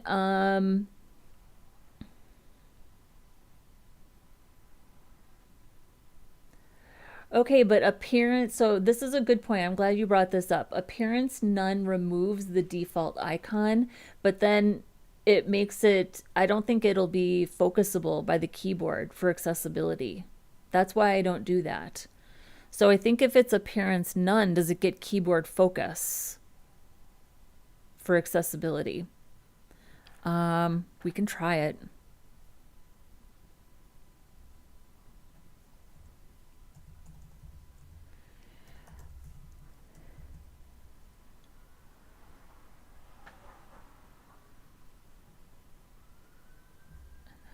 Let's try it.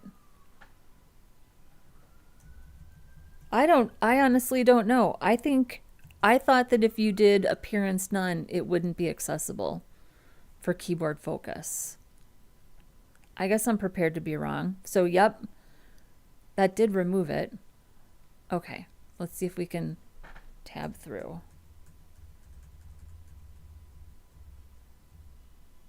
It's going all the way through the navigation.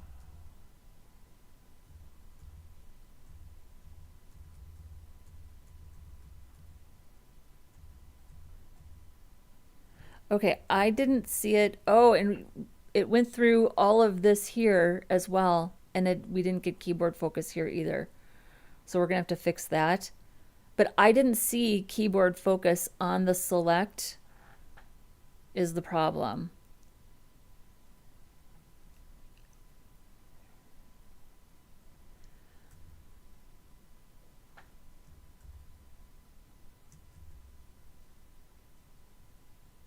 Okay, but we didn't get all the way through. Hang on, Angela, you didn't get all the way through the sidebar.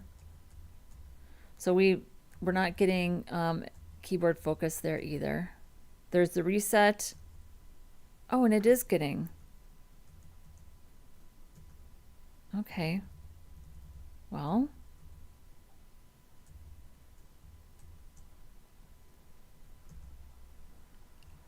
I stand corrected. I stand corrected. Okay.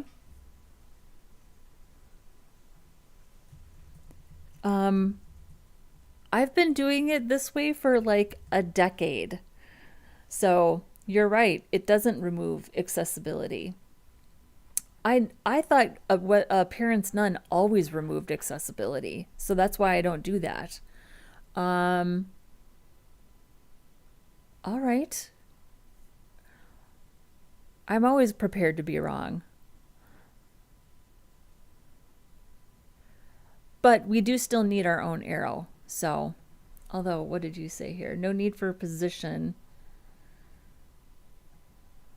So we still need positioning though to get our arrow, to get the arrow that we want in there, right? Or did you, you can also use background image on select for custom drop down icon. So for this, I actually would prefer positioning than messing around with a background image. I hate using background images.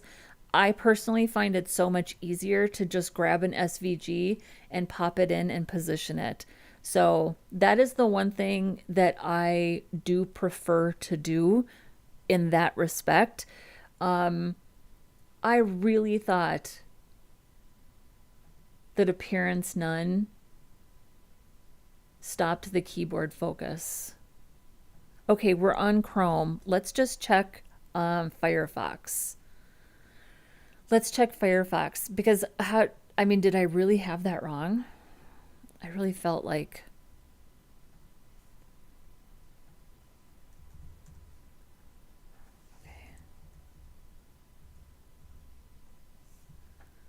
okay.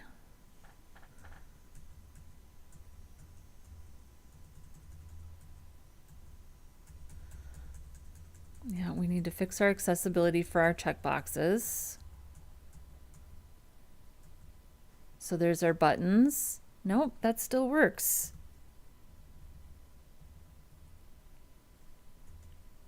I'm sorry, was I imagining that? All right. I was mistaken.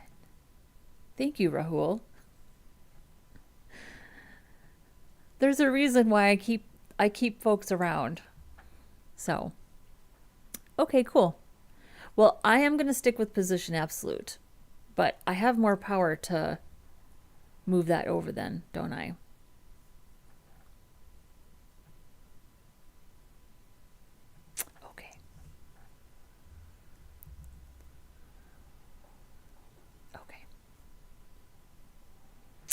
And then there's not a ton that we need to do here other than make sure that these have the tap target.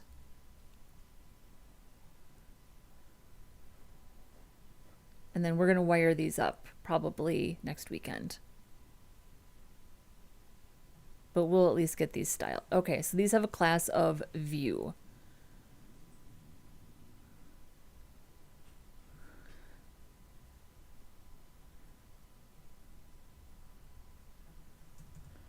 So let's do Vue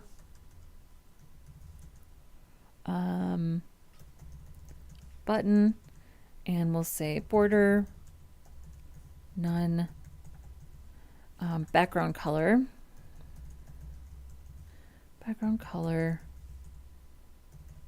transparent. And then let's make sure these have, I think these have padding, so we'll make sure that there's no padding. And then let's do Vue button SVG. And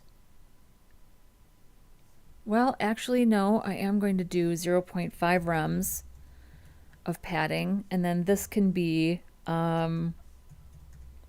width 2 rems, height 2 rems. I think that'll look right. We'll see.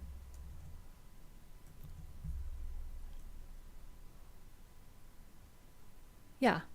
Well, let's take out, I'm not sure we need this much gap then, do we? So we can take out that gap. We need a little bit of gap, but we don't need that much.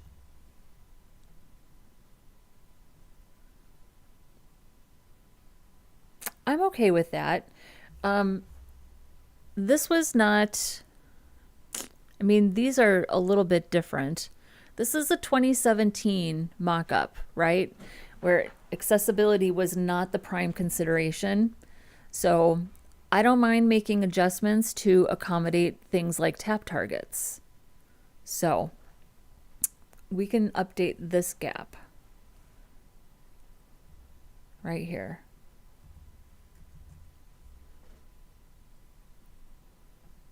And then let's give this a hover and a focus and an active state. So we'll say Vue. So the background color is transparent. The border is none. We have a little bit of padding.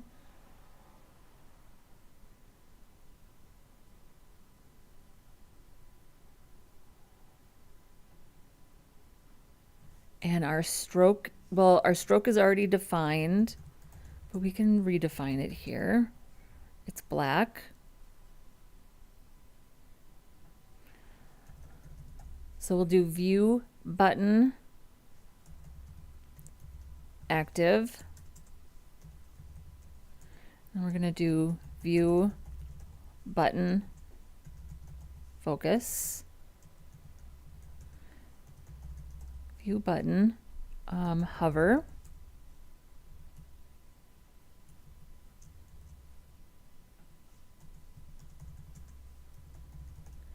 Vue button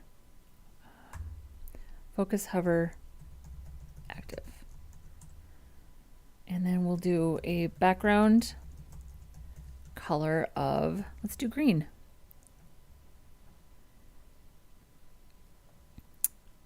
And we're going to do these again for the SVG. Whoops.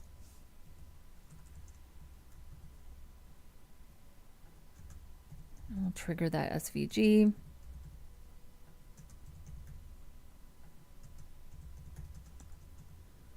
And we'll say stroke white.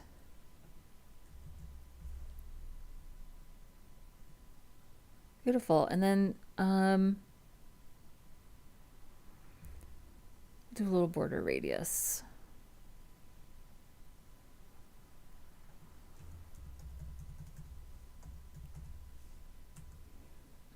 Let's do like 5 pixels. And then let's add, we'll go ahead and add a transition.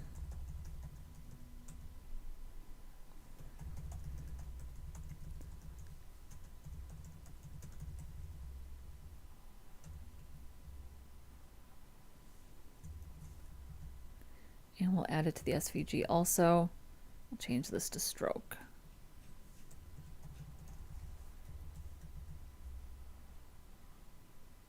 There we go. And we'll wire this up next weekend. I think we'll have time next weekend for that. Okay, let's go back to ChatGPT and ask about accessibility. Or did I miss that?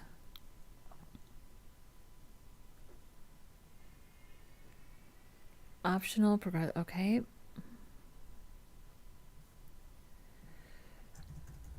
Okay. The has worked. But now my labels / inputs are not accessible. I know, well, probably we just have to add a focus state, right? Do we just need to add a focus state to the label?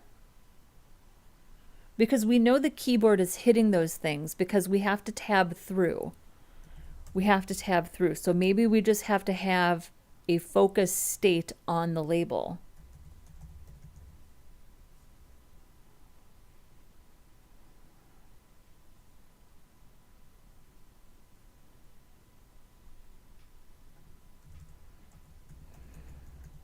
Filter items, label, focus, outline, blue. Is that the default?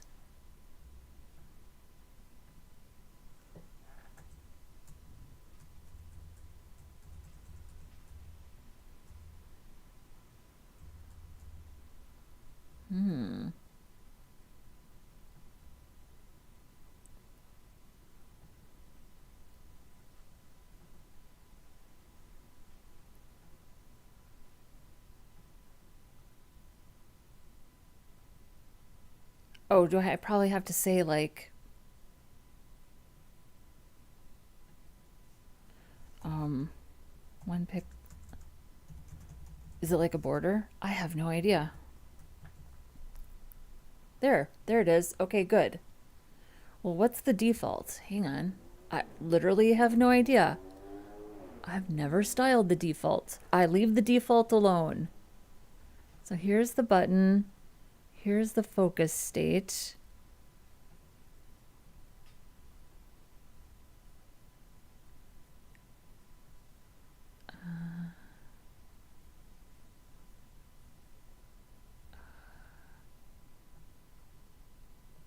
What's the focus state?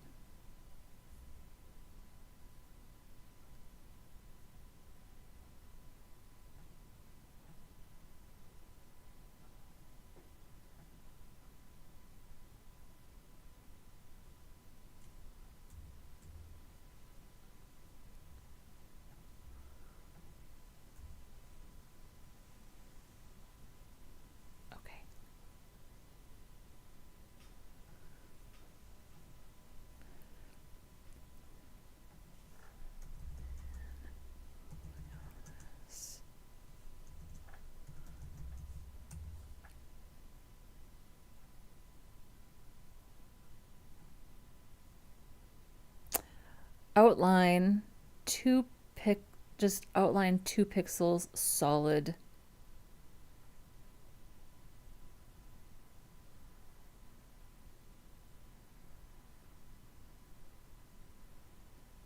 Just tell me what the default style is.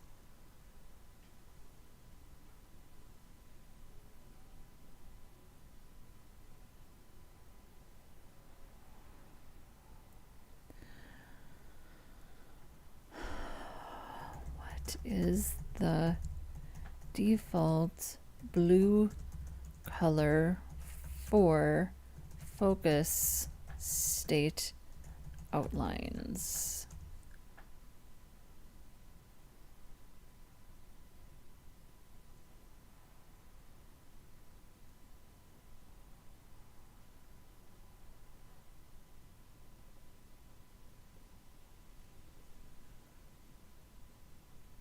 Okay, we'll do this.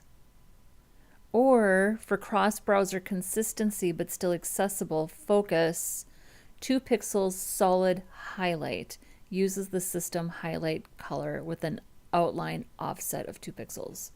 Let's try this.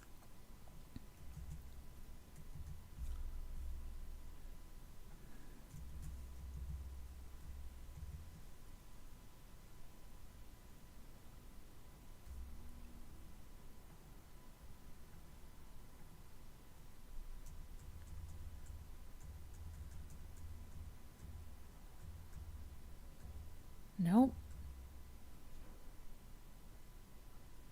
Maybe we need to do we need to do like a focus within?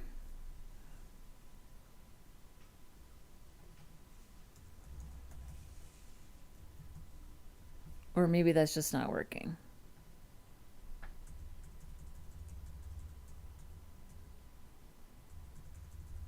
Okay. My labels and checkboxes are not getting focus.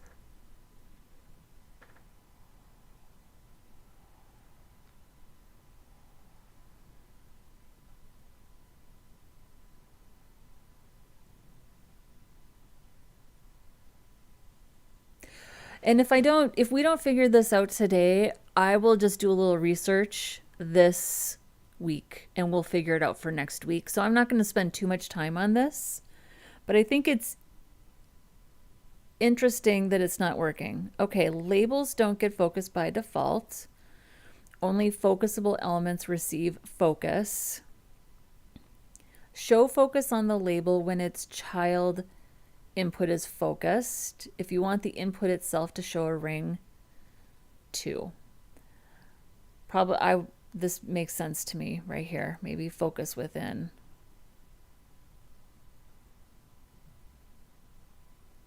Or if you prefer has. Yeah, because the input is getting focus, but we hid the input. Right? So I'm not entirely surprised that this is happening.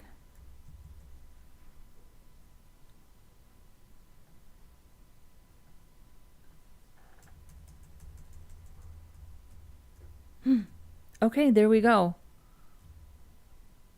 But it is, we're gonna make it blue. That is way too, I think we're just gonna give it a nice big blue color.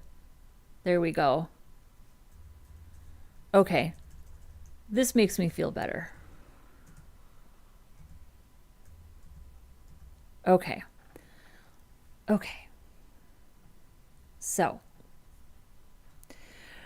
I actually think that this is a really good place to stop for today.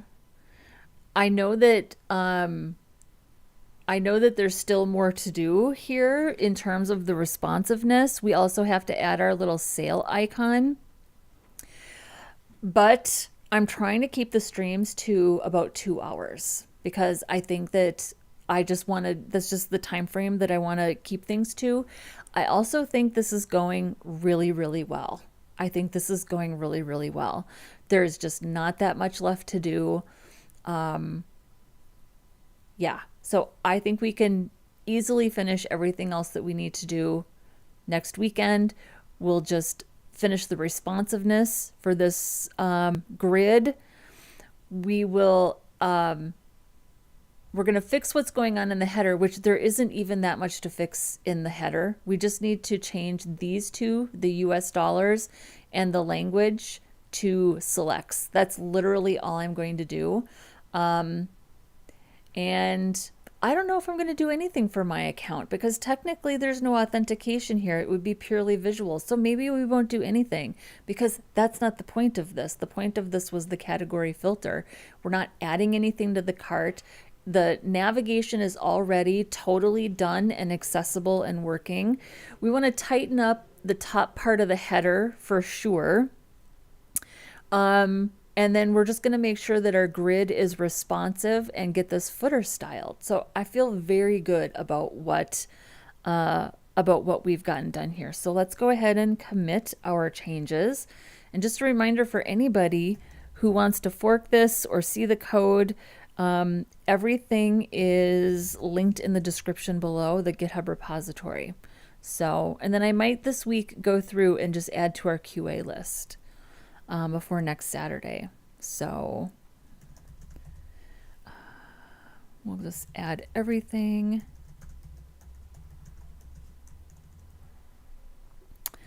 And we are styling the product grid and sidebar.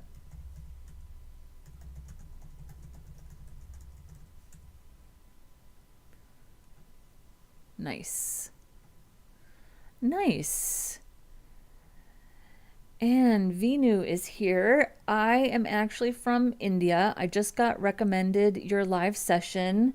I'm going to start my coding journey as a complete beginner. Can I get some tips from your hand? I will be glad if you can. Hello.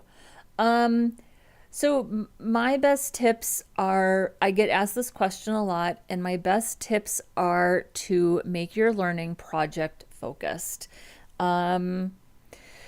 Courses and tutorials are important and they have their place, and I would never say don't do a tutorial or don't take a course because those things are going to introduce you to the concepts and the ideas that you need. But what I really think you should do is think of projects. So think of an idea that you have for something that you want to build. Do you want to build a filter? Do you want to build a product page? Do you want to build a cart? Do you just want to build a layout and a landing page? Just think of an idea, something that you want to build, and make sure that the information that you're getting from courses and tutorials you are applying to projects, because that is where the real learning comes. I also want you to make sure that you understand how to deploy your website. So maybe that means for now that you are using Git and you're pushing to a Heroku type app environment. Or if you're like me, because 12 years ago, that stuff didn't really exist. So 12 years ago, I was like on DigitalOcean, and I was managing a cloud server and learning Linux and the terminal and things like that. And I personally enjoyed that process and learning how to do that. And I think deployment is also really important. So that's my best advice. And if you are trying to decide what framework to learn, I have no real opinion on stuff like that.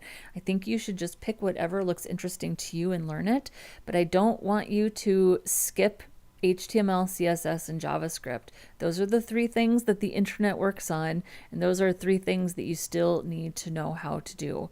So yeah, I'm not going to, the only language I'm going to recommend is HTML, CSS, and JavaScript. Those are the three things that you have to know how to do in order to be a front-end developer.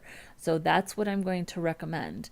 Beyond that, I think you should pick whatever looks interesting to you and start learning it. And if you don't like it, pick something else, because there's a lot to choose from. So, and Emilio, I'm sorry, I'm just getting to this now. Hopefully you're still here. Where do you get your icons from again? The site I use went dark. Oh, that's too bad. I get mine from Ionicons. Ionicons. So I will pop this in the chat for you. I really like them. And you can actually just download the whole pack, open source and free. Yeah, so I really like Ionicons. Thank you to everybody. Rahul, Go Elmo Go, Monique, Emilio, Krishnakant, Vinu. Yeah. Free mind. Are you a front end developer? Yes, I am. I'm a front end developer. I've been a front end developer for 12 years. I also have a software engineering degree, although I am not much of an object oriented programmer. I found that extremely challenging. I'm glad that I learned it, but it was rough. It was a rough couple of years, but I'm glad I got through. I made it. I made it out alive. So, yeah, of course. I do my best to reply to everybody. And I don't mind answer. I love it that people want to know what I think and ask me these questions. So I'm happy to answer you. I hope you're not disappointed by my answer. I think people want me to give them like really hard and fast advice about things that they should be learning or the frameworks they should be learning or things like that. And when it comes to frameworks and libraries, I just think that there are too many to choose from. Every organization has their own little magical mix of tools and things that they like to use. And in my experience, if you really want to do a deep dive into something, you should pick something that truly interests you, or you can go the route that I went, which is I did whatever somebody was willing to pay me for. And for the last 7 years, that was Vue JS and a little bit of Angular. So that's what I went with. But I think that you can't go wrong being good at HTML, CSS, and JavaScript. You just can't go wrong. So, is it easy to freelance as a front end developer? Well, what do you mean by easy? I think it's challenging. I did it for a long time. I do still do some freelancing. I'm in a unique position now where I can pick and choose my work. Um, in the early days, I took anything and everything because I needed to pay the bills, but I learned a lot. I think the front end development part is the easy part. It's the working with finding clients and working with clients and managing client expectations that's the tough part. That a lot of people find out that they're not quite ready for. So, if you can find people who want to hire you and you have an interest in freelancing, I think you should give it a try. Some people are amazing to work with and some people are assholes, and that's just how the world seems to work, and it isn't any different in freelancing. So, give it a shot, see if you like it. Because there's no one to guide you. Well, that is my best guide. That is my best guide is learn the basics and then start doing things that you think look interesting. And if somebody wants to give you a job and they say that the technology or the tech stack that they use is XYZ, then that's what you should learn if you want that job. So it's as good a reason as any to learn to do something if somebody's willing to pay you for it, right? That's what I think. And you might learn something new that you wouldn't have otherwise chosen to learn if somebody hadn't. So, okay. Well, everybody, thank you so much for joining me. I hope you all have an amazing rest of your week. We're going to get this wrapped up next weekend. I'm very happy with the progress that we made this week. I know I already said it once. It bears repeating. If I had from scratch been able to build all of this JavaScript functionality in one afternoon, my boss would literally nominate me for an award. That's normally something that would take me at least a couple of days to do. Even with ChatGPT, because there's so much going back and forth, ChatGPT doesn't have the context that GitHub Copilot has. That's what makes it so incredibly beautiful and powerful. So I just thought it was a great experience yesterday. Great experience. I struggle with the design part, not the coding. Me too. I think the design part is very difficult. The coding always came much, much easier to me. What ultimately made me a better designer was just a lot of experience. It was just the number of designs that I was given to build that I didn't initially design. So when you're building other people's designs and the designs are really, really good, like that is such an amazing learning experience to be able to do that. And then you just learn all these things. You learn how to, well, first of all, you learn the design itself, right? All the bits and pieces, because you're deconstructing it in order to build it and put it together with HTML and CSS. And then you learn the CSS to implement those things, and then that automatically makes you a better designer. So I would actually recommend just going and buying mockups. Go to Theme Forest, Google mockups, or look on Pinterest. Just look for mockups, just look for designs and just build them. That's what I used to do. That's the best way to get experience. And those are natural, organic, project-based ways to learn HTML, CSS, and JavaScript. So great progress. Thank you, Rahul. I appreciate that. I struggle to get Photoshop mockups like yours. I've searched everywhere, but no avail. So I will tell you where to go. Hang on. In fact, I just bought some new ones about a week or so ago. So I want you to go to Theme Forest, UI templates. Yeah, well, let's go to UI templates right here. This is where I got all of mine, and I'm sure there are plenty more places online. You just have to Google it, my friend. I want you to go to themeforest.net and look at UI templates and just search and just look for things that look interesting. You can also go to, there's free resources. So I do this a lot. Let me see here. Web design inspiration.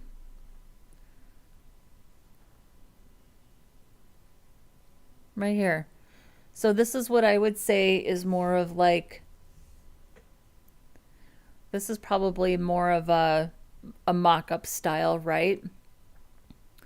I think this would be good to build. It's all around you. It's all around you. And this is free. This doesn't cost anything.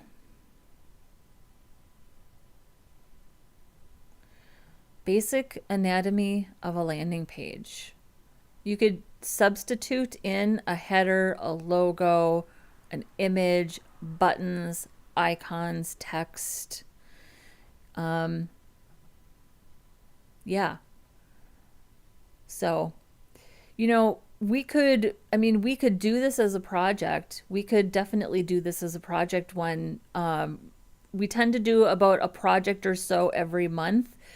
I could show you how we just go to Pinterest and find something like this, and we just start to build it out and apply our own colors and our own images.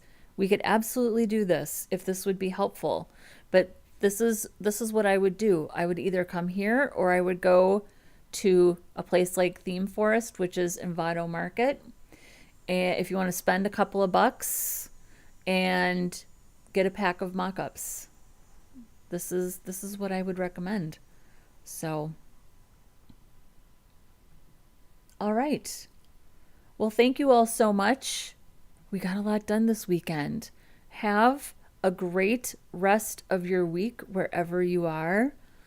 Thank you to the mods, Emilio, Rahul, Monique, Go Elmo Go. Thank you to everybody who hung out in the chat. Have a great week, and I will see you next weekend. Bye-bye.